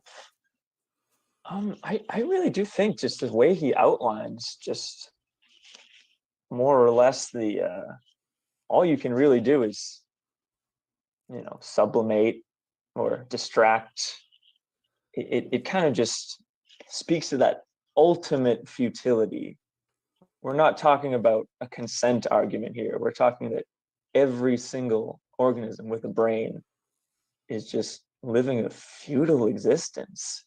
They can only gain so much before it's all lost. Christ. So once again, I haven't read that essay in several months, but if that made any sense. Oh no, all excellent thoughts. No, I was just very curious about that. So, as there is still a little bit of time left to submit work to the Antinatalist Film Festival service, do you encourage your fellow antinatalist video and filmmakers to submit their work to the Antinatalist Film Festival before their time is up for the year? I would enthusiastically, with as much enthusiasm as I can possibly muster, encourage others to do so, because this is a quote that I think has been used and spoken by many throughout history. I actually saw it on somebody's Animal Liberation Front t-shirt, but it just says, if not you, then who? If not now, then when? So if you do believe strongly in this ethic, in this philosophy, make your voice heard. 100%. Tremy says, leading question, ma'am. Everybody listen to this man right here. Well, that's wonderful. Thank you so much, Service. Service, where can people find you? How can people continue to support your work? Sure. Right now, I pretty much just have a YouTube channel, which is Service in Furnace. I also have a WordPress that I'm pretty much just going to use to put the scripts for videos. So that's linked on my YouTube channel in the little banner. So Service in Furnace, that should get you there. If you want to listen to some rad death metal, Service Giganticus, but my stuff is Service in Furnace. Wonderful. And then you also have a Twitter. Do you want that? Oh, sure. Yeah. Well? I'm just kind of new to diving into it with my name out there, so I forget Twitter. Yeah, sure, Twitter. Oh, no worries at all. No, I think awesome. I think it's at Service in Furnace. Okay, excellent. Well, I will put all of those links below. Everyone, please go make sure to check out Service's blog on WordPress, Service Giganticus. Subscribe to him on YouTube. Please follow him on Twitter. And really, just thank you once again for being my guest today, for submitting your work to the Antinatalist Film Festival. I think you're incredibly talented. I really, really, really do love Effluent Seals. And I can't wait for December to get a chance to show it within the festival. Good. Well, there you have it, folks. That's the end of that. And I think that's the end of the stream. Lumazuma says, I've seen some shit. Well, good for you. I'm glad that you have. Stop asking people if they're racist, if they're mildly critical of people that don't look like you. That would be my advice. Anyways, but thank you so much for everybody that that hung out and stuck in there and watched the stream. I really do appreciate it. We'll be back Friday night. And so I hope to see some of you there. This was a really fun time. And go with God, go with dreams, go with whatever you believe in. We'll see you next time on Nightcap. Good night.